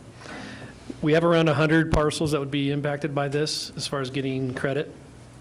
And as discussed previously, every 10% that we afford to these policies on their fees would equate to about $30,000 impact to the budget. So that being said, we just did a stormwater increase, and we're not prepared really to do one until, again, next year.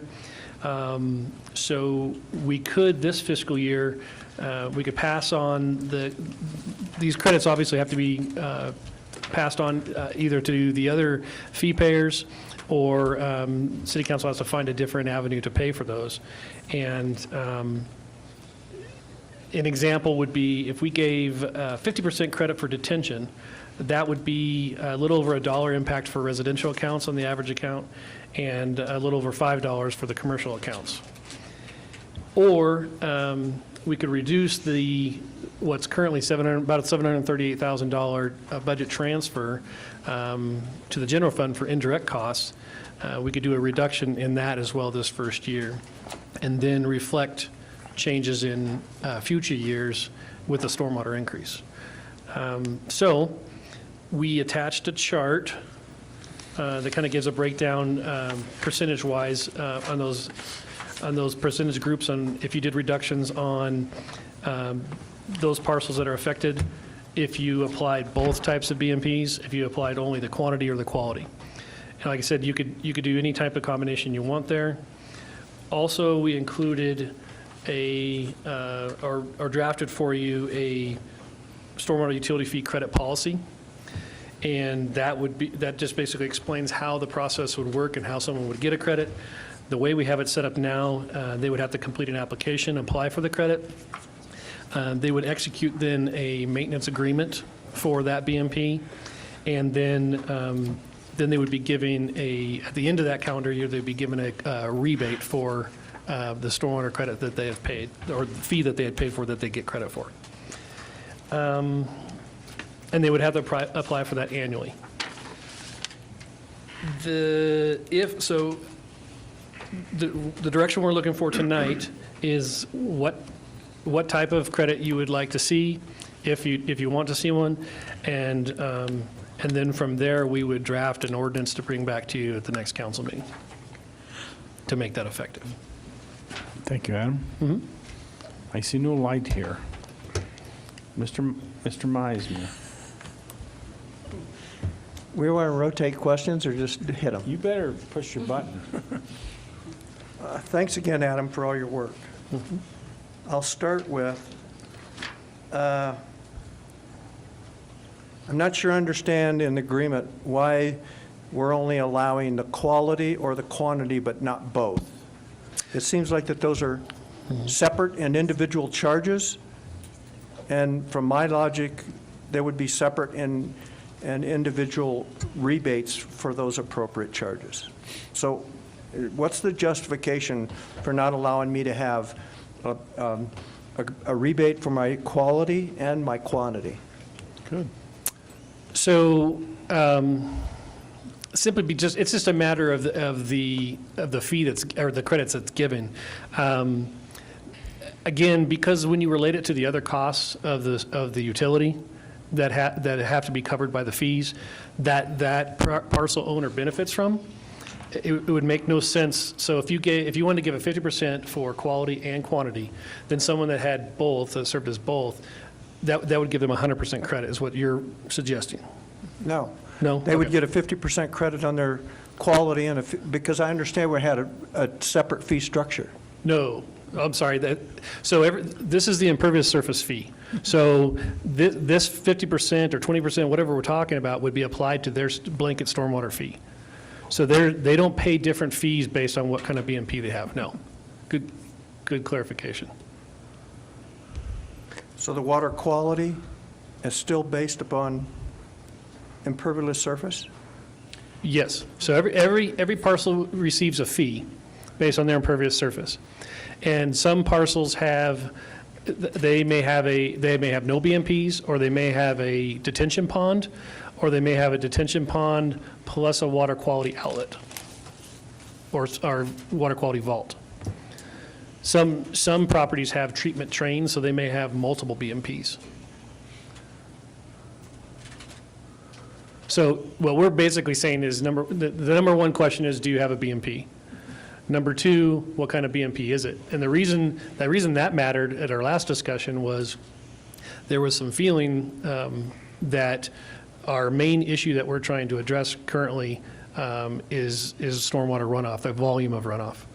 And so there was some opinion that that was the more important thing to tackle, whereas water quality is part of the MS4 permitting requirements and a federal requirement, but doesn't have the impact to the flooding issues that we have.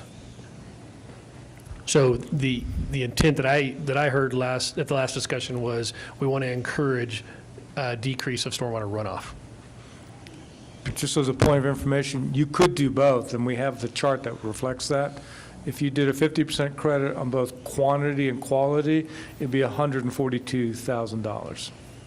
So you can do that if that's the wish of the council. And some of those surveyed communities, they gave a lesser amount for a water quality feature versus detention. So you could do a 50% reduction if their property had a detention facility, and 25% for the other. Whatever type of combination you would like to see. But we like in the chart, I gave you the numbers so that kind of you could see the impact, because at the end of the day, we have to adjust the budget based on whatever the impact is. I'll hold my next question until round two. Okay. If there is a round two. Ms. Cochran? So I appreciate you giving us this breakdown. It's nice to see, the numbers. And I'm wondering, are you proposing that we increase the fee to each resident, or are we proposing that we absorb the extra cost? So what staff's recommendation is that if you want to do this and make it effective this year, that this year you would reduce, rather than do another stormwater rate increase this year, Right. you would reduce the interfund transfer this year only, and then next year in the stormwater fee adjustment include it. Okay. Mr. Hamrick? Thank you, Mr. Mayor. Adam, what are examples of stormwater quality BMPs? So they're usually harder to see. A lot of them are proprietary type vaults that they look just like a normal stormwater inlet, but they have structure within them that separates debris that's in the stormwater flow, trash, those sorts of things. They have sediment sumps to collect sediment at the bottom of them. Some of them have oil separators in them or oil sponges.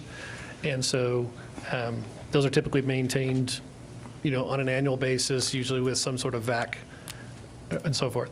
And others are something as simple as a grass swell, where the water is directed over a vegetated area. Those are two examples. Thank you. And do we have many of the quality BMPs existing in the city? Yeah.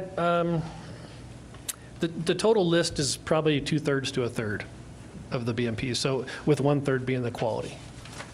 We're getting more and more of those with new development. There's not a whole lot of retrofit with those. Essentially what happens with that is when someone comes with basically what's a new site plan, where it's a total build of a new project like Starbucks or Dairy Queen, then they install a water quality BMP. Thank you. And one final question. If a person has a signed stormwater BMP maintenance agreement and fails to live up to the agreement, what are the remedies available to the city? So those remedies basically already exist within our current law. So they are already obligated to take care of those. What the agreement does is it puts them on record, and we have that person who is coming to us and asking for the credit, has them on record as saying, yes, I recognize I have one of these, and this is what I need to do. And it kind of outlines more of a maintenance process for them, whereas currently we deal with a lot that are inherited. we've had property owners that come in and they don't know what it is, and they've torn them out, and now they have the expense of building them back. So this would be a document that we have on file. It also gets recorded. And so when there are those transfers of ownership or management, those sorts of things, it just helps in the long run. Right, it's almost an informational tool, but Yes. in terms of enforcement, so a normal enforcement now is through city code or through the MS4 permit? Actually, both. Both. But, yeah. But Can be both. Yeah, they can be both. But we have an enforcement procedure that we can go through and can go all the way up to the fact that we actually go in and mitigate and lien the property. Gotcha, thank you. Yeah. Mr. Meisner? Okay. You mentioned in here on page 5 of section 5, which isn't really part of the agreement, that the credit must be applied for annually, which Yes. seems to me like somewhat of a hassle, but then I go to page 2 of the agreement, and number 5 under effective dates, and it says, property owners need to reapply for the credit every 5 years. So it would seem to me like so long as the agreement's in place, and they're maintaining and haven't been, there hasn't been an inspection that says that it's not being properly maintained, it would seem to me like that once you've got the agreement in place and it's been approved, that for that 5-year period, you'd get those credits annually versus going through this process and supplying a copy of the agreement and the other things every year. That seems like a lot of work. Sure, and this is a draft, so that's why we brought this today for that type of discussion. So we're open to whatever you suggest on that. I think the idea of reapplying, again, it's that buy-in, it's that notice. It's like, hello, I need to be taking care of this type of thing. We're required within our 5-year permit term with the state to do our sort of stuff, but we actually, review and inspect these annually anyway. So it could be one or the other. I don't think it really makes a difference. Okay. But essentially, each year, you'd be resubmitting all the documentation again. No, I think I covered it in there, but if I didn't, we can make sure. But I think I covered it if it's on file with the city. And I think there's even a place on the application that they can mark that if we currently have it on file, that they don't have to provide it again. So for example, if someone inherited one or purchased a parcel that was developed in '05, where we had an engineer design and all that sort of stuff was already approved, and it's on file, they don't need to provide that again. They don't need to go out and hire another engineer to redo that. Okay.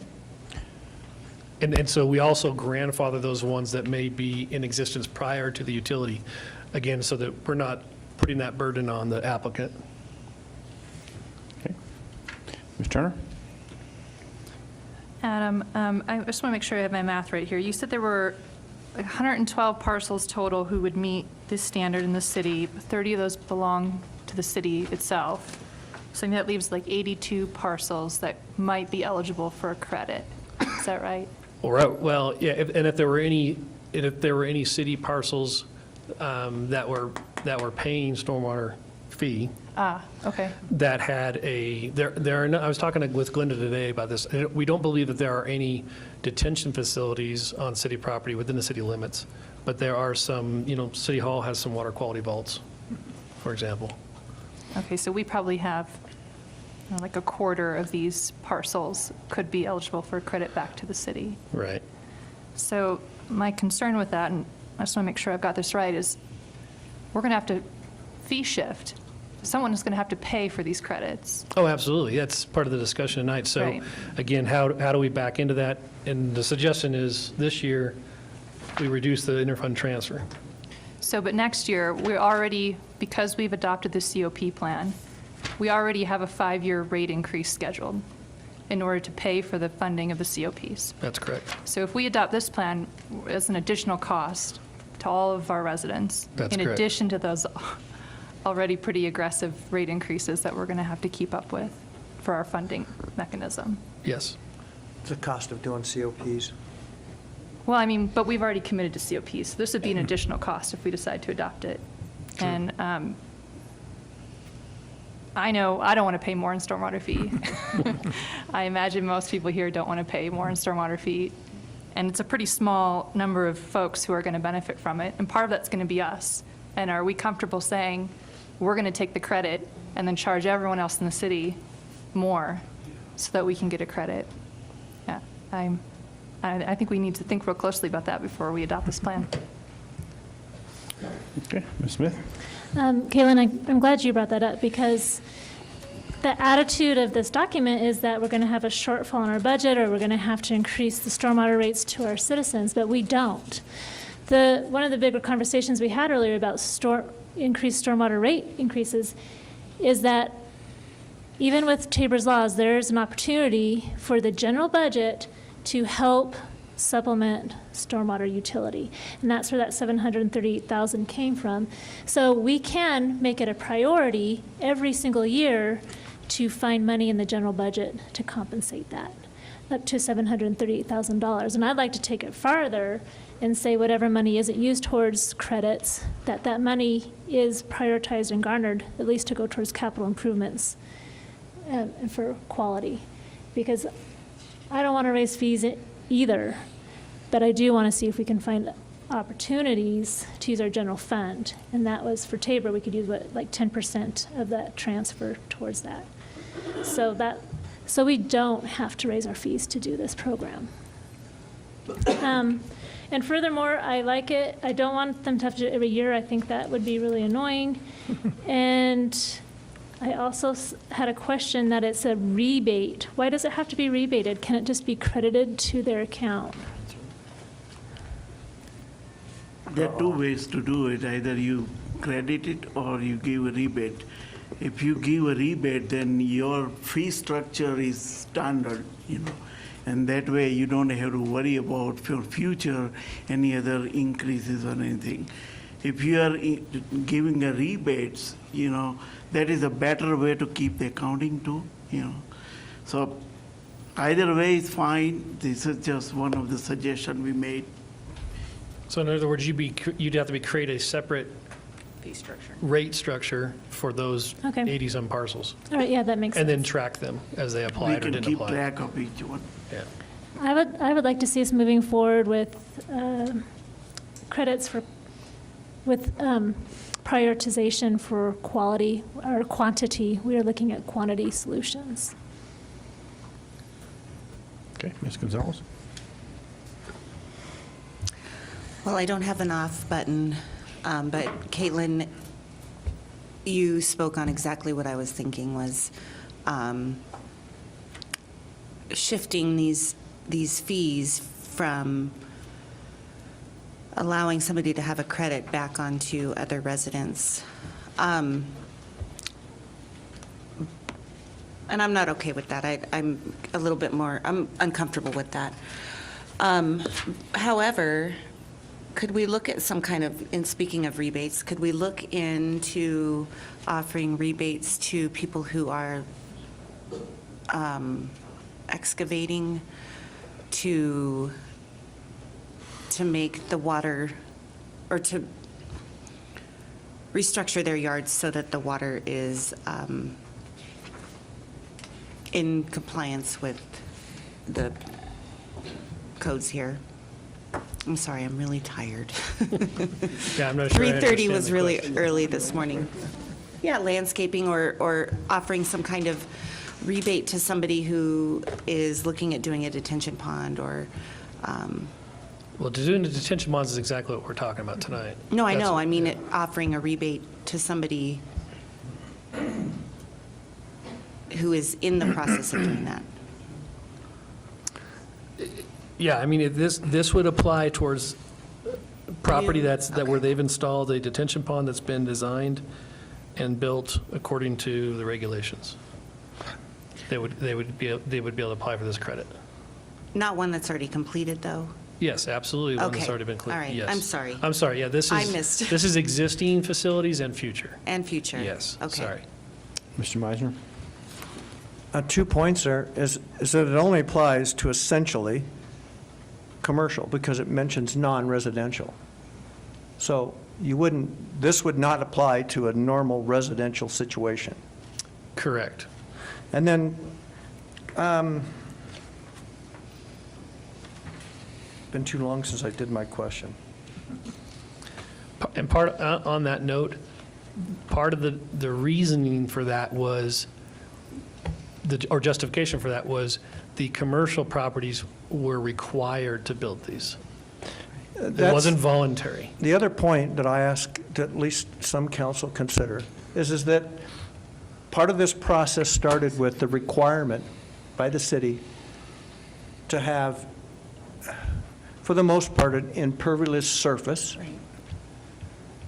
and a detention system, and then you come back and get penalized now and essentially have to pay a fee for your impervious surface, and you don't get any credit for the detention system. That's the concept as to how this whole process started. Yeah, a residential property is not required to pave their driveway, but a non-residential is required to pave their driveway. And I realize we're potentially, there is a small number of businesses that would benefit from this, but that was the intent as to what are we doing with this credit, was to kind of address that conflict, if you'll call it that, where I'm required to have a detention, I'm required to put in some kind of hard surface, and then I'm going to turn around and I got to pay more impervious surface fee, and I don't even get a credit for my detention. Doesn't make any sense. So if it's required, why are we even offering a credit? Why aren't we just lowering the fee? That's what we're doing. That's what the credit does. Okay, I'm so confused right now. Okay. Ms. Cochran? I just kind of feel like we're robbing Peter to pay Paul. So I'm okay with doing a credit because it is something that the city has asked these businesses to do. And so I do think that there should be some sort of help financially, but I think that it needs to be absorbed by the city, whether that's in the general fund or stormwater funds that we have. I don't really care where it comes from. I just don't want to ask for another increase.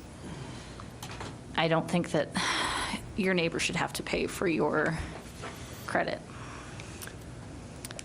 Another parallel that we use often is, again, because this is a utility, when we talk about your impact to a system, if you compare it to water usage. So your neighbor who uses more water pays more. Right. And one argument could be that these properties use less water because they're detaining it for you instead of letting it run off on your property, where the rest of the ratepayers are not doing that. And I understand that, and I think that they should be credited for that. I just don't think that the neighbors should have to pay for it. I think it should come out of our funding somewhere. Okay. Ms. Turner? Still their money. Well, but Yeah, I mean, I guess that would be my first point is, it's our city residents who are paying for it, ultimately. Yep. There's no money that's ours. It's their money. It's not our money. So if we're going to give a credit, someone's going to have to pay for it, and it's going to be everyone else in the city. And I think there's a difference, too, in the fact, I mean, I appreciate Councilman Meisner's point that we've required these businesses to build these facilities, but that's the cost of doing business, I think. I think there's a difference between a commercial property and a residential property. A commercial property makes money, and a resident doesn't have that opportunity to offset their costs for stormwater fees by making money off of their parcel the way a business does. So, you know, we require a lot of things of businesses. We require them to have fire suppression or, you know, other safety things that we don't give a credit for just because we require them to have that to do business in our city. So I'm not finding the arguments for it very persuasive because ultimately someone else has to pay for it. And I'm not comfortable with saying, well, we'll just rob the general fund for it. The general fund's there for other services that we're supposed to be providing in the city. And if we're robbing that fund, where does that leave us overall in our budget for needs and services that we're supposed to be providing to our residents? Mr. Meisner? Excellent point, seriously. Adam, just relative to the annual versus 5-year, I think if you look at Section 5 where it talks about the process, and you lay out the whole process of how do you get a credit, Yeah. and then it comes back at the last line, it says you got to do it annually, which would suggest, in my mind, you're repeating that whole process, so. Right, and gonna that's one of the reasons I had it highlighted, because those were kind of things I knew would be something that you needed to decide, for sure, yeah. Mr. Arquez? I kind of agree with the people that are talking about we shouldn't be adding more burden onto our regular citizens yet. grant you, the business people have that extra cost and that, but guess what? I'm helping them meet that cost when I go shop in their stores, okay? And then nobody's helping the regular citizen out there with regards to, the amount of money they have to pay.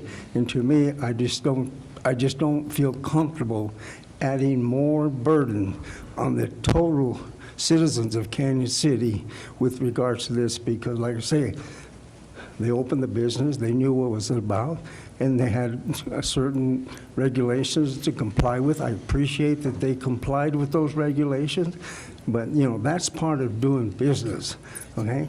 And they make up those costs with regards to what we have to pay when we purchase items in their stores or do business with them. So I just don't feel comfortable adding another burden to the citizens of Canyon City with regards to more fees that they would have to pay. Okay, I'm going to go to some comments. Mr. Hurt, would you like to, are you still here? Ed Hurt? No. I think they're doing storm COPs. Okay, I just had stormwater.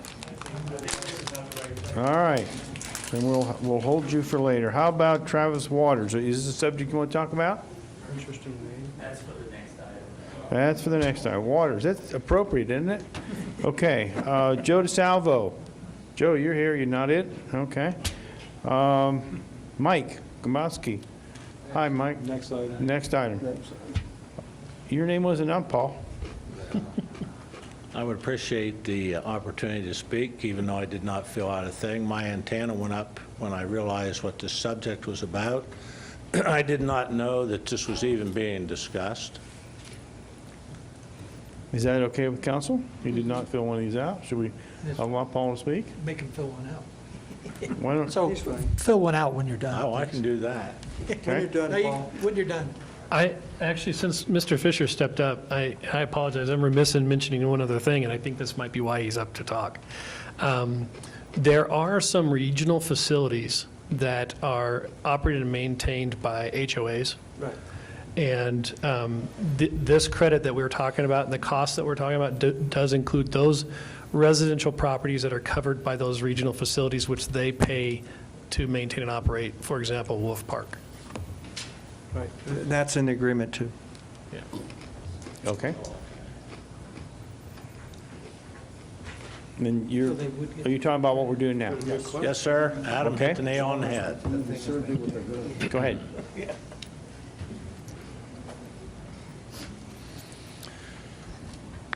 I really ask for a clarification, and then I'll have a request. Clarification is this just for single properties? Is that what the credit you're talking about? So it is for parcels, non-residential parcels that have these BMPs that are impacted by it. And also, again, as I just mentioned, those larger groups of residential properties that pay for and maintain to operate their own regional BMPs. So that is included? Yes. Okay. Well, then that's really a moot point for me to be part of the discussion, because I'm very much in favor of the half a dozen or so entities that are homeowners associations that own and maintain stormwater facilities. So thank you very much for your time. Thank you, Paul. So Paul, you're saying that you would appreciate, your HOA would appreciate a credit for your stormwater detention facilities because you pay and operate and maintain those? Absolutely. And in our case, the homeowners association spends 99.9% of their money maintaining stormwater facilities. And we also have to pay the stormwater fee. So I think it would only be fair. So I appreciate you including those entities, Adam. I was not aware of that. Yeah, Okay. and I'm sorry, I apologize for not mentioning that earlier. It's fine. All right, have we, would you like to move on to the next subject, or are we still talking about the credit? Do we, We need to give some sort of direction to staff. 1 year, 5 year? Or whether you'll do it at all. Do you want to do it? Yeah, right. So the questions we need answered are, do you want to do it? What do you want to give credit for? How much credit do you want to give? And then any comments that you have on the policy. Start off with we even want to do it, so we're not wasting time. Okay, well, Ms. Turner, would you like to start out? Do you want to do it or not? No. Mr. Meisner? Yes. Mr. Yes. Hamrick? Smith? Yes. Cochran? No. Gonzalez? No. Marquez? No. Noes have it. Okay, that takes care of that. But thank you, Adam, for your time. Yes, yes, thank you. Okay. Yeah, you will get a credit for that. And you too, Harry. All right, let's move on to the next one. Number, pardon? What was the vote? 4 to 3. 4 to 3. Who was the 4 to 3? I don't get to vote. 1, 2, 3. Caitlin and these three. Here are your noes down here. Okay. I lost her. Okay. Here's the no subdivision. Continuing on with the pain, and I mean that sincerely, stormwater certificate of participation funded project priority, city administrator. Mayor and council, you'd ask us, after you had made a decision that you were going to issue $8 million in certificates of participation for stormwater capital improvements, that we would organize a committee, which we did, that would assist in prioritizing, because we have $120 million worth of backlog stormwater needs. It was going to be quite a task to narrow that down to $8 million that would qualify. I think the committee clearly did an outstanding job. Of the projects identified, the 4 identified here, they do represent 50% of the stormwater basins in the city, so it's a good start, and we applaud them for their contributions, and I think what is a really good, sound starting point for our stormwater improvements. And you'll note that the total amount is $8.5 million. We truly believe that when these projects are bid, we'll still be within the budget of $8 million, so we didn't round it down, but for the purposes of the actual sale of the COPS, the budget is $8 million, and the difference is the Northeast Canyon Basin will be dropped to 2.4. It doesn't mean it will come in at 2.4, but for the purposes of the actual issuance of the debt, we had to specify only $8 million, so there's the difference. Okay, I'd like to recognize the people that were on the committee. This was a citizens committee, it wasn't the council. I sat in on it. I'm going to tell you, my nerves are getting thin on stormwater. It exists. It's a real thing. You want to kick it down the road? Go ahead. Federal government will take care of you. Ask Colorado Springs. Okay? Brian Ledoux, thank you. Commissioner Tim Payne. Mike Sirica. James Nelson. Mike Gromowski. Marvin Spencer. Mr. Dennis Weed. Paul Fisher. Tim McCain. And Stephen Wheeler. These are the people that sat and spent hours and studied charts and studied the city and studied drainage basins and everything else. And they made the decision. I think they made a good decision. I'm not going to be mayor forever, but I will warn both all of you in this city, you want to ignore stormwater, ask Colorado Springs what happened. The federal government will come in and make us do this. I know it hurts. I'm getting tired of it. Okay, Mike Gromowski, would you like to come talk? You may come up to the microphone.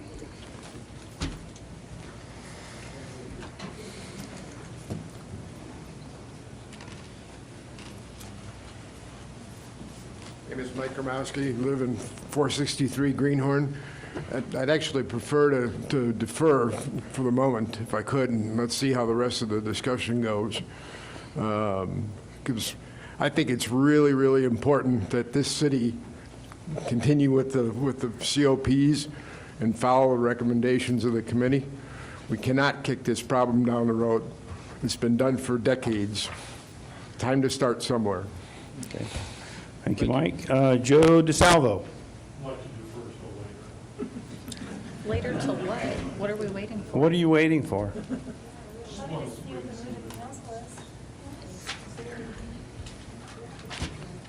Travis Waters. I'd like to defer. Don't we take that input and then make a decision? Yeah, I mean, we can't make a decision until we hear from you folks. Go ahead, So- Mr. Waters. Put him on the clock. My name's Travis Waters. I live at 35 Tanner Parkway up in Dawson Ranch. I really like the idea of how the money's going to be appropriated, for our area.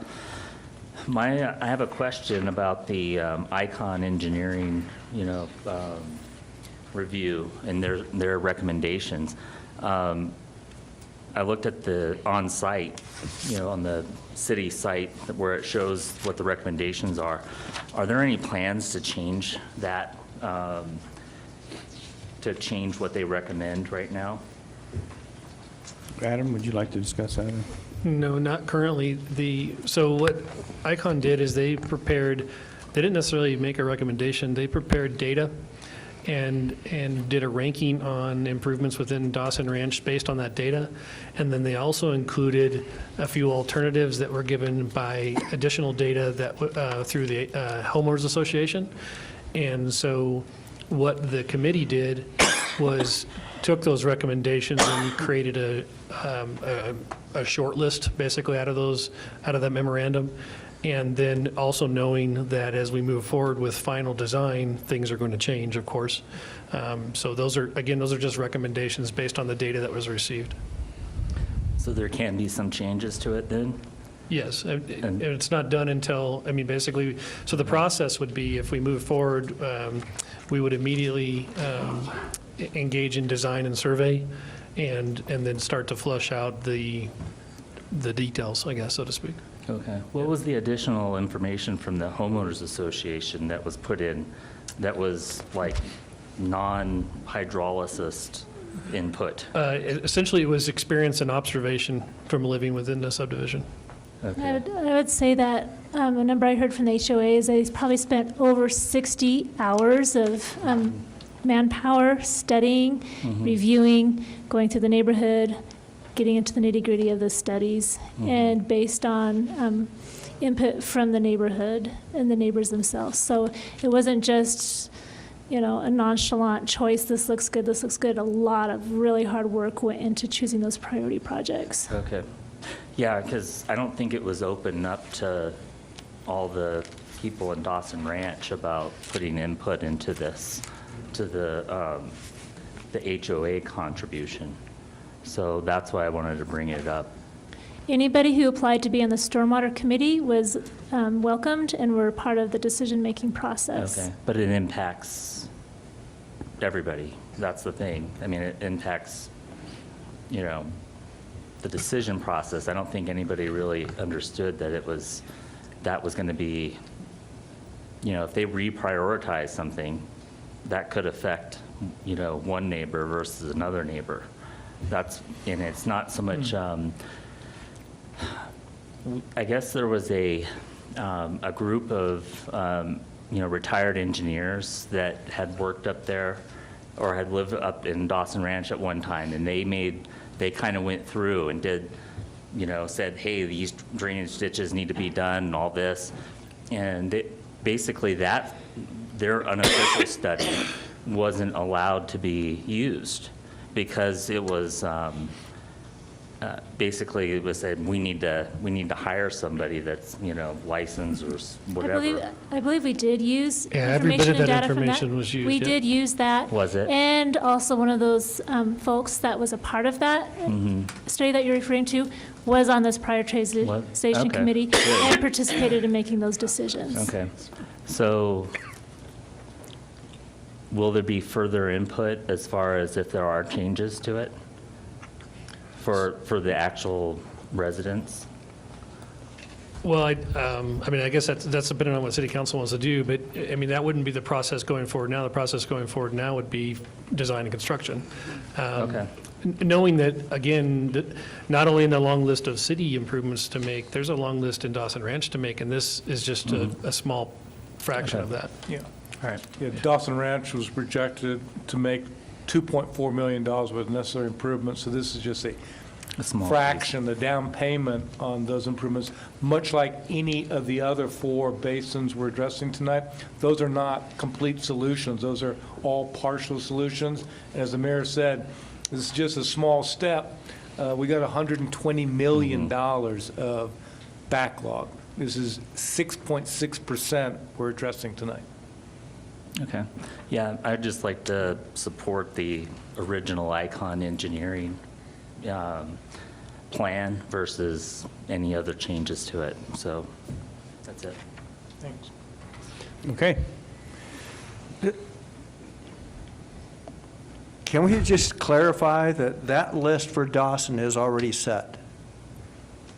Am I not That's correct? the council's prerogative. I mean, we're asking, that's what we're asking for tonight. Right, I is mean, for but you we to- have a list in front of us Yeah. of those 10 or whatever it is, culverts that are projected to be replaced in Dawson based upon the 3 meetings and hours of information that went place. Correct, yes. And that's the list that we would approve, and that's the sequence that the work would be performed in. That's Okay. correct. Yes. Would not be changed. Yes. In fact, if you approve this tonight, the first thing Harry does is send this to the Right. bond council. This becomes the official project list. We Right. cannot deter from it.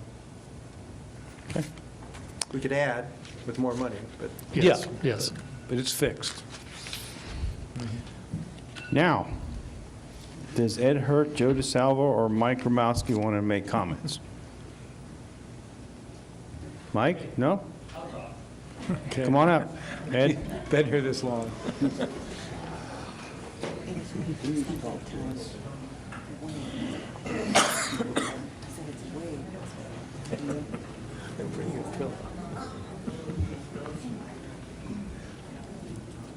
My name's Ed Hurt, and I live here in Canyon City, and I don't know how relevant this is, but I'll just tell you my situation in Dawson Ranch. I'm not really familiar with all the stuff that's going on, but I have a piece of property. I own a home up there. I own 3 homes up there. The one I'm speaking about is at 169 Cedar Ridge. I don't know if the plan that you guys have put together is going to fix the drainage problem there. But 169 Cedar Ridge is kind of where the road bends, turns into blue grouse. And when the water comes down, the water doesn't know it's supposed to make a turn. So it runs right across Grant's property and then across my property, and has created a heck of a ravine there. It's probably about 8 feet deep now. When I bought the house several years ago, I had to spend $80,000 just to fix the foundation in it. There's probably a lot of other people who have the same situation with the water. I think the design, I don't know, I'm not an engineer, but somebody screwed up because when that subdivision was designed, the water's going everywhere, and it's has ruined my property to a certain extent. I spoke to Adam about it, I don't know, months and months ago, and he had a guy come out and we chatted about it, and I think what they determined was it's my problem. It's not anything to do with the design that was originally done for the subdivision. And what was the name of the fellow that came out? I don't remember what his name was, but a nice guy. And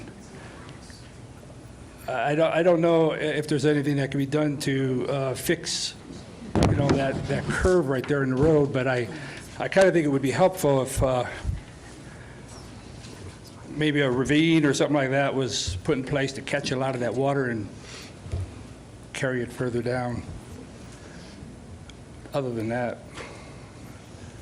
that's the only thing I really wanted to bring up. I have a button pushed. Okay, Ms. Cochran, just a minute. Ed, just a minute. Ms. Cochran? I don't know how many people in the audience attended the several stormwater prioritization meetings, but I just can't help but feel that it's very undermining to the people who spent hours and hours and hours of their time to go through and look at data and make a determination of the projects that we can afford to do and are ready to work on. And it's frustrating for me to sit here and listen to people complain about all of the hard work that they put into determining these things, and not every project is going to be fixed on the first go-around. It is what it is. It's unfortunate, but it is what it is. Well, can I respond to that? Yes, I please. don't imagine anything that, nobody's going to do anything to fix my place, and that's okay. I fixed it myself. I kind of put a wall in there, diverted the water, and now the water is eroding the bottom of the hill there. All that soil is going down there, and it's tearing up the trail that's in there for people who walk, and there's a culvert down there with that trail. It's undermined that, and, you know, it could go wherever it's going to go. The water's going to go wherever it's going to go. I got to divert it now away from my house, so it's not going to hurt my house. And I guess the attitude is, as long as it's not hurting my house, and who cares, right? But I'm just saying that I think there was probably some design flaws in that subdivision that Well, if obviously you've been you're to- trying to fix. If you've been to any of the previous meetings that we've discussed this, we've made it very clear that there were issues with the design of that Okay, I haven't been to neighborhood. your meetings. I didn't Okay. even know this was going on. Somebody told me it was going on. I said, hey, I think I'll just bring this up, you know? So, There's no disputing that. There are issues with the way that neighborhood was built. I know And there there's is. nothing that can be done about that now except try and fix it, and that's what this prioritization sheet is trying to do. so are they doing Cedar Ridge? Is that part of it? There's a culvert at 338 and 343 Cedar Ridge Drive that is on that list to be done. Okay, well, I'm at 169, so. Anyway, I just wanted to bring it up, you know. Yeah. I Thank you. appreciate that. Thank you for your time. Appreciate that. Yeah. Okay. Rebecca Waters, were you related to the previous Waters? I am. Okay. I just wanted some.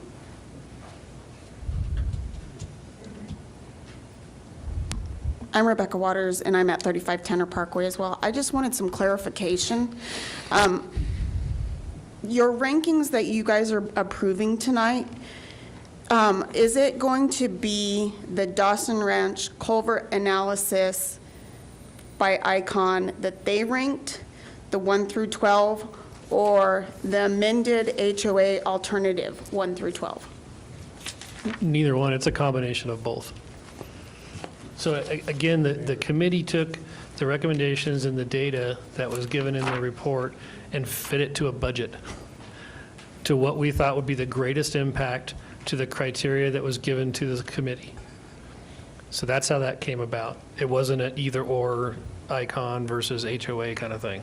In addition to that, it was, if we need to fix something at the top of the hill, we need to make sure whatever's fixed at the top of the hill, downstream can accommodate that increased water flow Right. there too. And that was part of the selection process, to make sure that we didn't cause more flooding downhill. Correct. Mr. Meiser? I recognize your frustration, but I tried to convince the committee, and I'm not making light of this, to fix the water that's running through my garage on North 9th Street. We decided instead to fix the water, to get all of the water that's going down 9th Street into the river. So part of the whole concept is that we had to start at the river and work upward. Because if we started at the top, we only created more of a problem that we already know that exists. And anybody that's been in town for a while realizes that at 9th Street, 15th Street, at roads, there's massive amounts of water that gets collected. When we complete this, I think there's going to be a significant change in the amount of water that's collecting in those areas. And the same concept applies with Dawson that Councilman Smith mentioned, that we've got to try to keep in mind that we've got to work at the bottom and make for sure that whatever water's getting down here is getting directed, and then move appropriately and consider the amount of dollars that we have available. I hope that helps. Well, my thing is, I'm not like saying we should do one versus another. I think that we should be using what Icon is gave us and what ICON prioritized. Because when you look at their grand scheme, they take in account those things, looking from south to north and those drainage. So that's why I was just asking, how did those prioritizations change? Because if you look at the website of the Dawson Ranch drainage study on culverts, how they are prioritized from 1 to 43, and then how the HOA changed it is significantly different. And so I'm not concerned like my culvert isn't being addressed versus another one. I think that we should be using what we've paid, which is in a engineered study. Point blank. There might be some confusion because we gave too much information, believe it or not. There is no ICON recommendation. That's not what we paid and the HOA helped pay for ICON to do.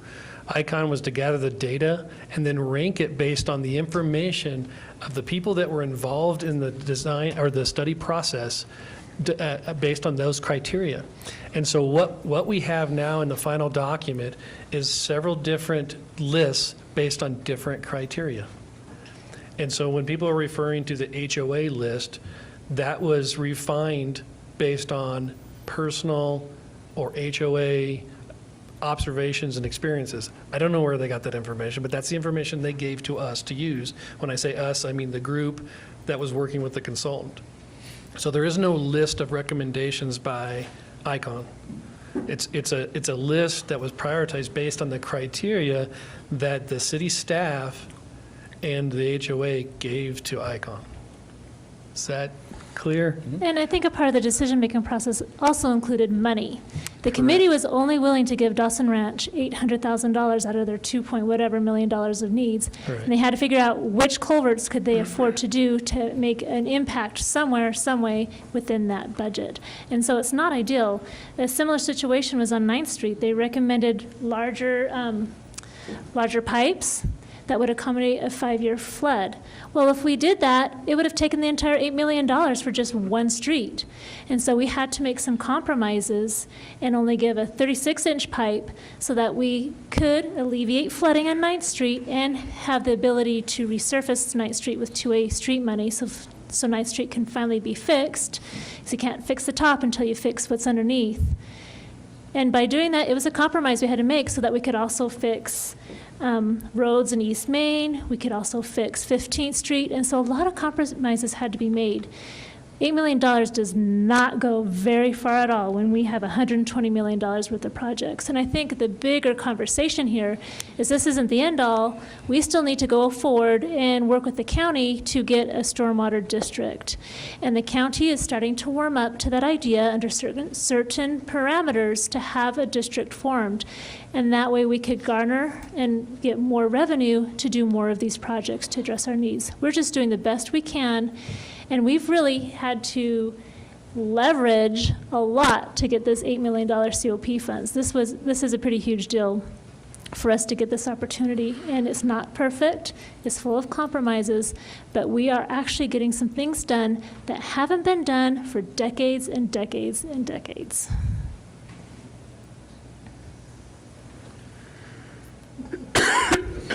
Thank you, Ms. Waters.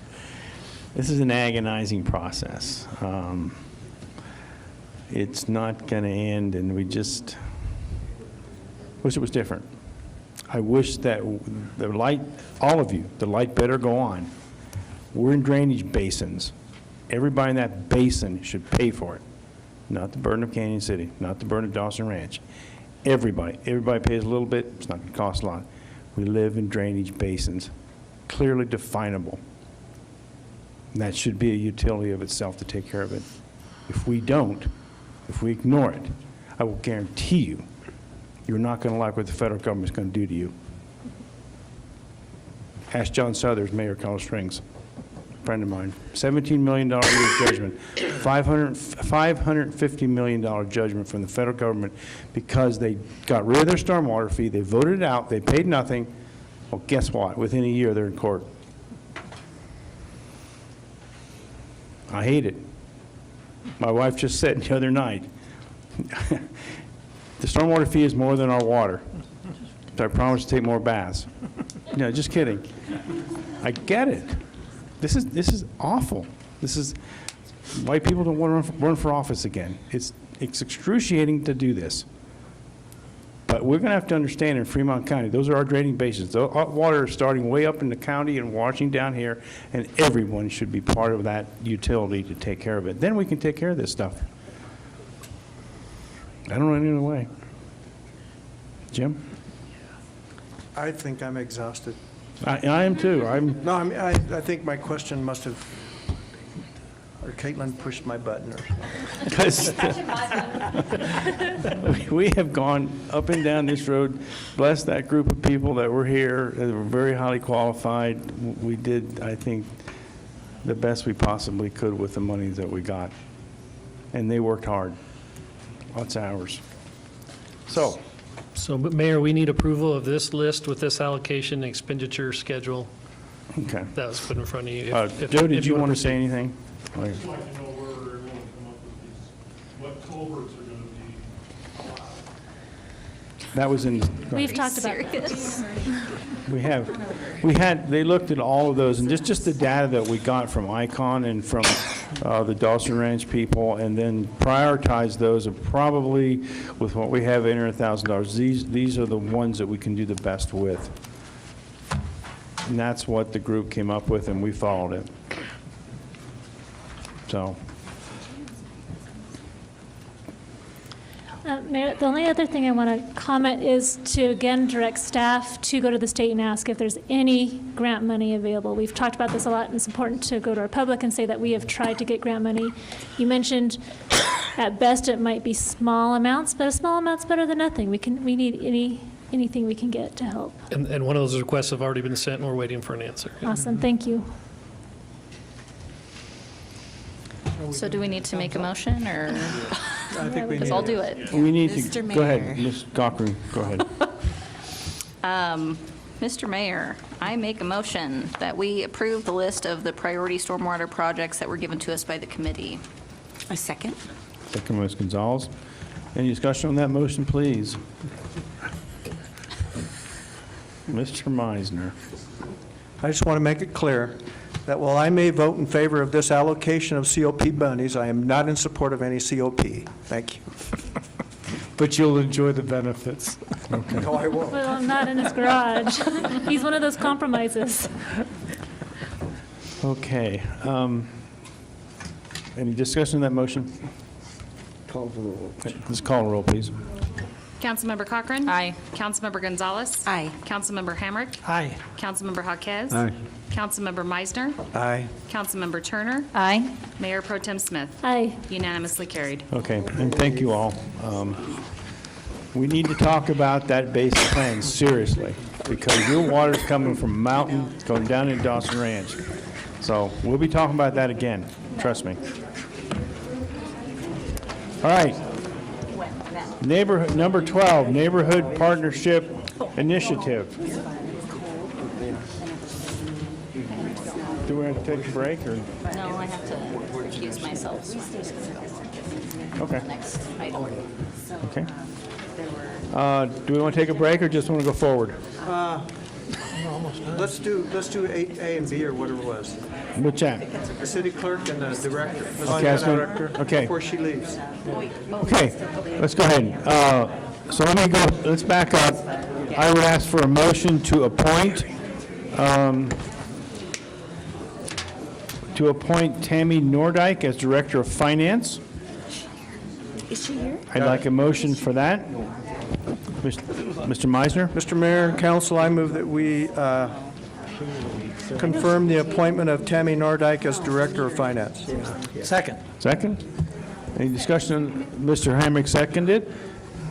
Can I ask that you guys move your conversations outside? We're still having a meeting right now. Okay. All right. I guess not.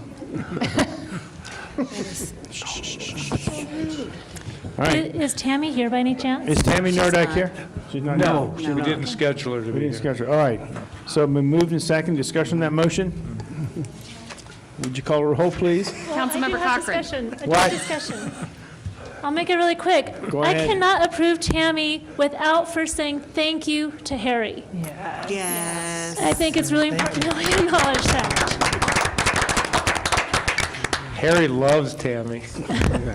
I'm saying, we've been searching long and hard, and this is the first time that Harry has given his stamp of approval for somebody. He had very high standards, and we really appreciate your high standards, Harry.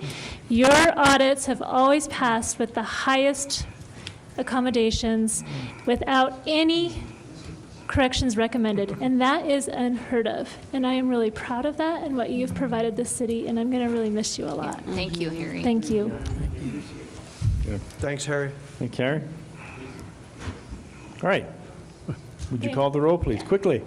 Councilmember Cochran. Aye. Councilmember Gonzalez. Aye. Councilmember Hamrick. Aye. Councilmember Jaquez. Aye. Councilmember Meisner. Aye. Councilmember Turner. Aye. Mayor Pro Tem Smith. Aye. Unanimously carried.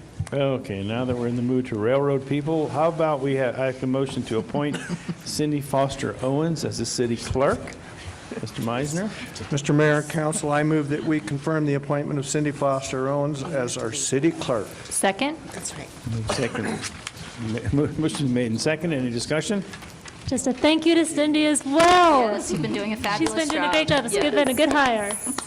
And she brings us candy bars. Would you call the roll, please? Councilmember Cochran. Aye. Councilmember Gonzalez. Aye. Councilmember Hamrick. Aye. Councilmember Jaquez. Double aye. Councilmember Meisner. Councilmember Turner. Oh, quadruple aye. Mayor Pro Tem Smith. Aye. Unanimously carried. Okay, well, thank you for that. Now we have to have the slight discussion, or I think a concise discussion on number 12, Neighborhood Partnership Initiative from our city administrator. Try to make this concise, Mayor, given the hour.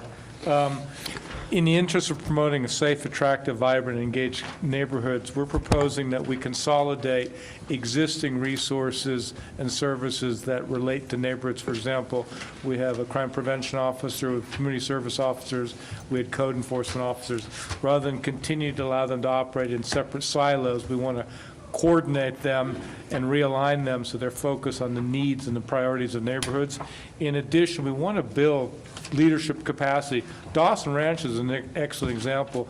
It makes it easier for us to work with an HOA that has prioritized their needs and try to figure out on our own what the needs of that specific neighborhood are. So we want to build more HOAs or some form of governing entities within our community. To that end, we also want to work with both the business and the residential community by offering 2 new grant opportunities. The first one would be a facade grant for businesses to help spruce up and improve their appearance in the community. Not just for downtown, but any business within Canyon City would qualify. And we would propose that the budget for that be $20,000. We think it will probably get oversubscribed, and that brings me to the next grant opportunity, and that's the neighborhood service grants. These would be grants where, first and foremost, the neighborhood would have to get organized. So 3 neighbors can't get together and say, we want to improve, landscaping or the local park. No, you've got to get organized with a not-for-profit, whether it be a HOA or even the PTA could serve in that capacity. But bring forward to us some ideas to improve your local neighborhood. Could be an entry sign, again, landscaping, park improvement, maybe some traffic calming devices. But it gets the neighborhood organized with the incentive of having some money. Now, it will take time to get these neighborhoods organized. So the $50,000 that we originally proposed, we're proposing lowering that to $35,000.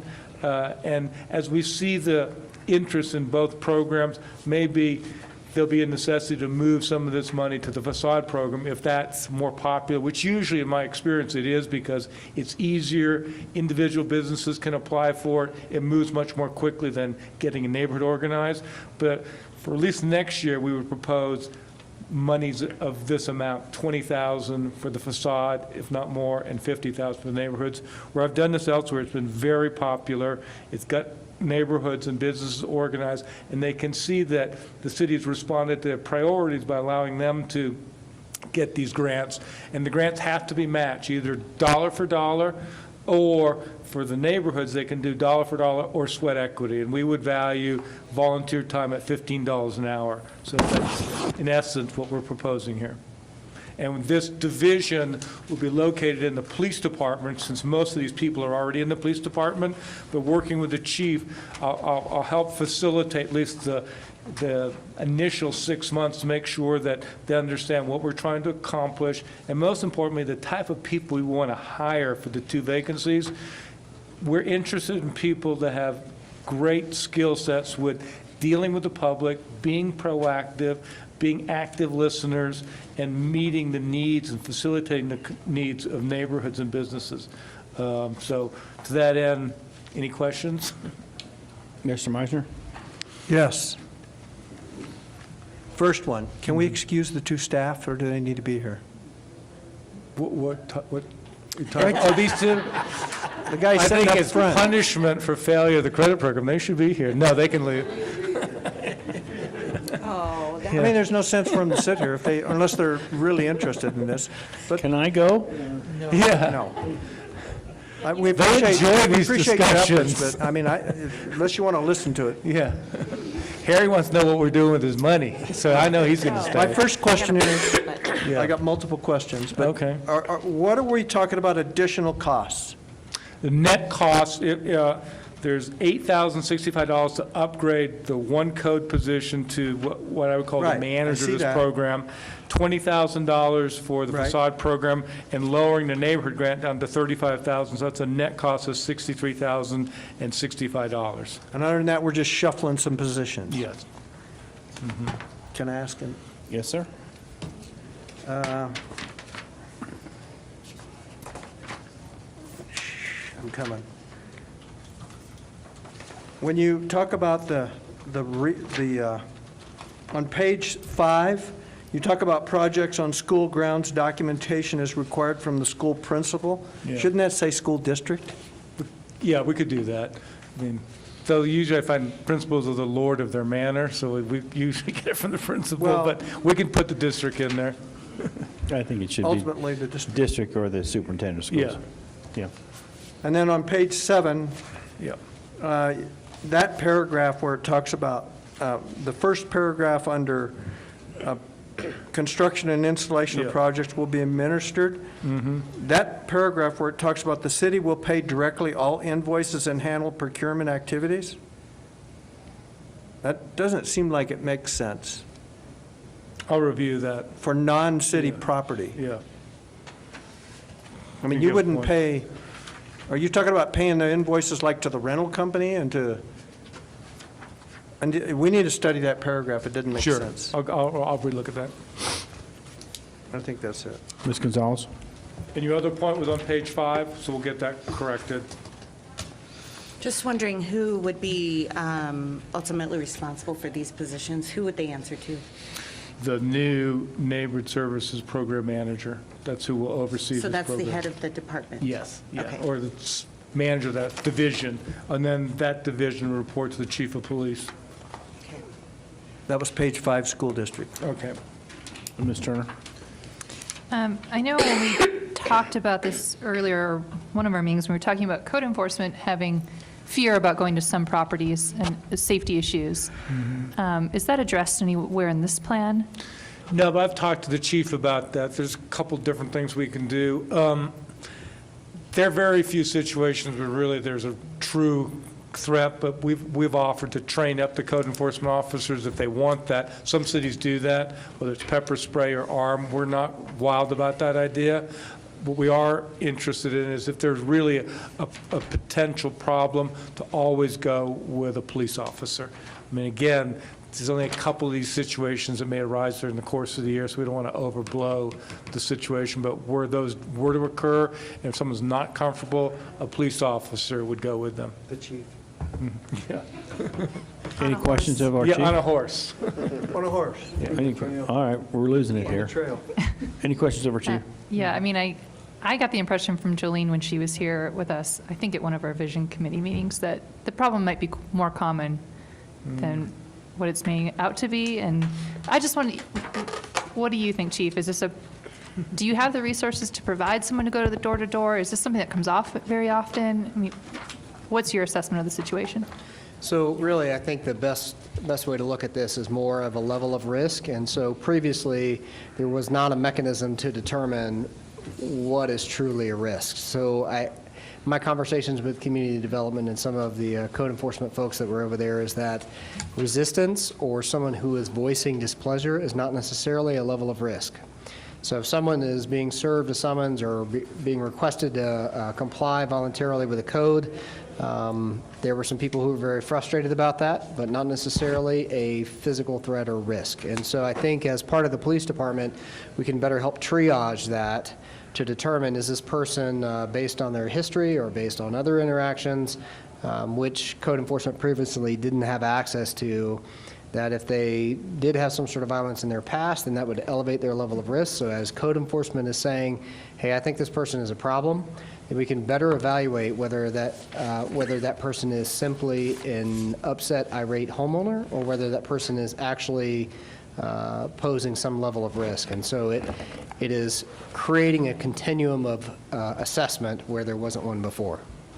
So they'll have access then, I guess, to the information that you would have that they otherwise wouldn't have. Absolutely. And then that additional training that you can provide. And not only that, but we have new radios that, well, they're new to us anyway, that were donated by the Pueblo County Sheriff's Department. We have enough to be able to give those to code enforcement, and so if they're under our umbrella, then they would have immediate access, should something turn violent, to be able to call for help on the radio immediately and have the police hear it at the same time it's being broadcast. That's great. I think that would provide them a lot more comfort in that job then. Thank you. Yes, ma'am. Anyone else? So are we looking then for a motion or for a recommendation to go forward with this and put some meat on those bones, or what? Thumbs up to proceed so we can, Okay. we have savings from the Centennial Park, thank goodness, to activate this program, but to proceed now administratively with the recruitment of these two people and to work with the police department to consolidate these neighborhood service-related functions and personnel under the umbrella of the police department. Okay, Ms. Smith? So will we have future discussions about the actual initiative itself, the neighborhood initiatives? I think it's getting absolutely. kind of late tonight to go over that, Yeah, but absolutely. there's some things that I have some concerns and questions Yeah, there's a about. lot of additional elements we can bring forward to you. I drafted the language on the neighborhood grants because I've done that before. Ryan is drafting the language for the facade grant. It's going to be much simpler. We want to keep it simple for the businesses, one page, and we'll go over that with you in more detail. Mr. Meisner? My concern, the issues since my tenure on council that I've had with code enforcement, most of those issues, if not all, have been not necessarily on the violation. They have been on how they were approached or how they believed that they were approached by city staff. And if this program can change that in terms of how we approach those people to get the problem resolved, I'm all for it. That's the intent. And that's the intent, really. All right. Ms. Turner, Mayor? would you like to head shake thumbs up, or shall we continue with this? Thumbs up, that's our thumb. Mr. Meisner? Okay, all right. Thumbs up. All right, looks like it's unanimous, so go right ahead, Mr. Administrator. And with that, let's storm out of here. We're adjourned.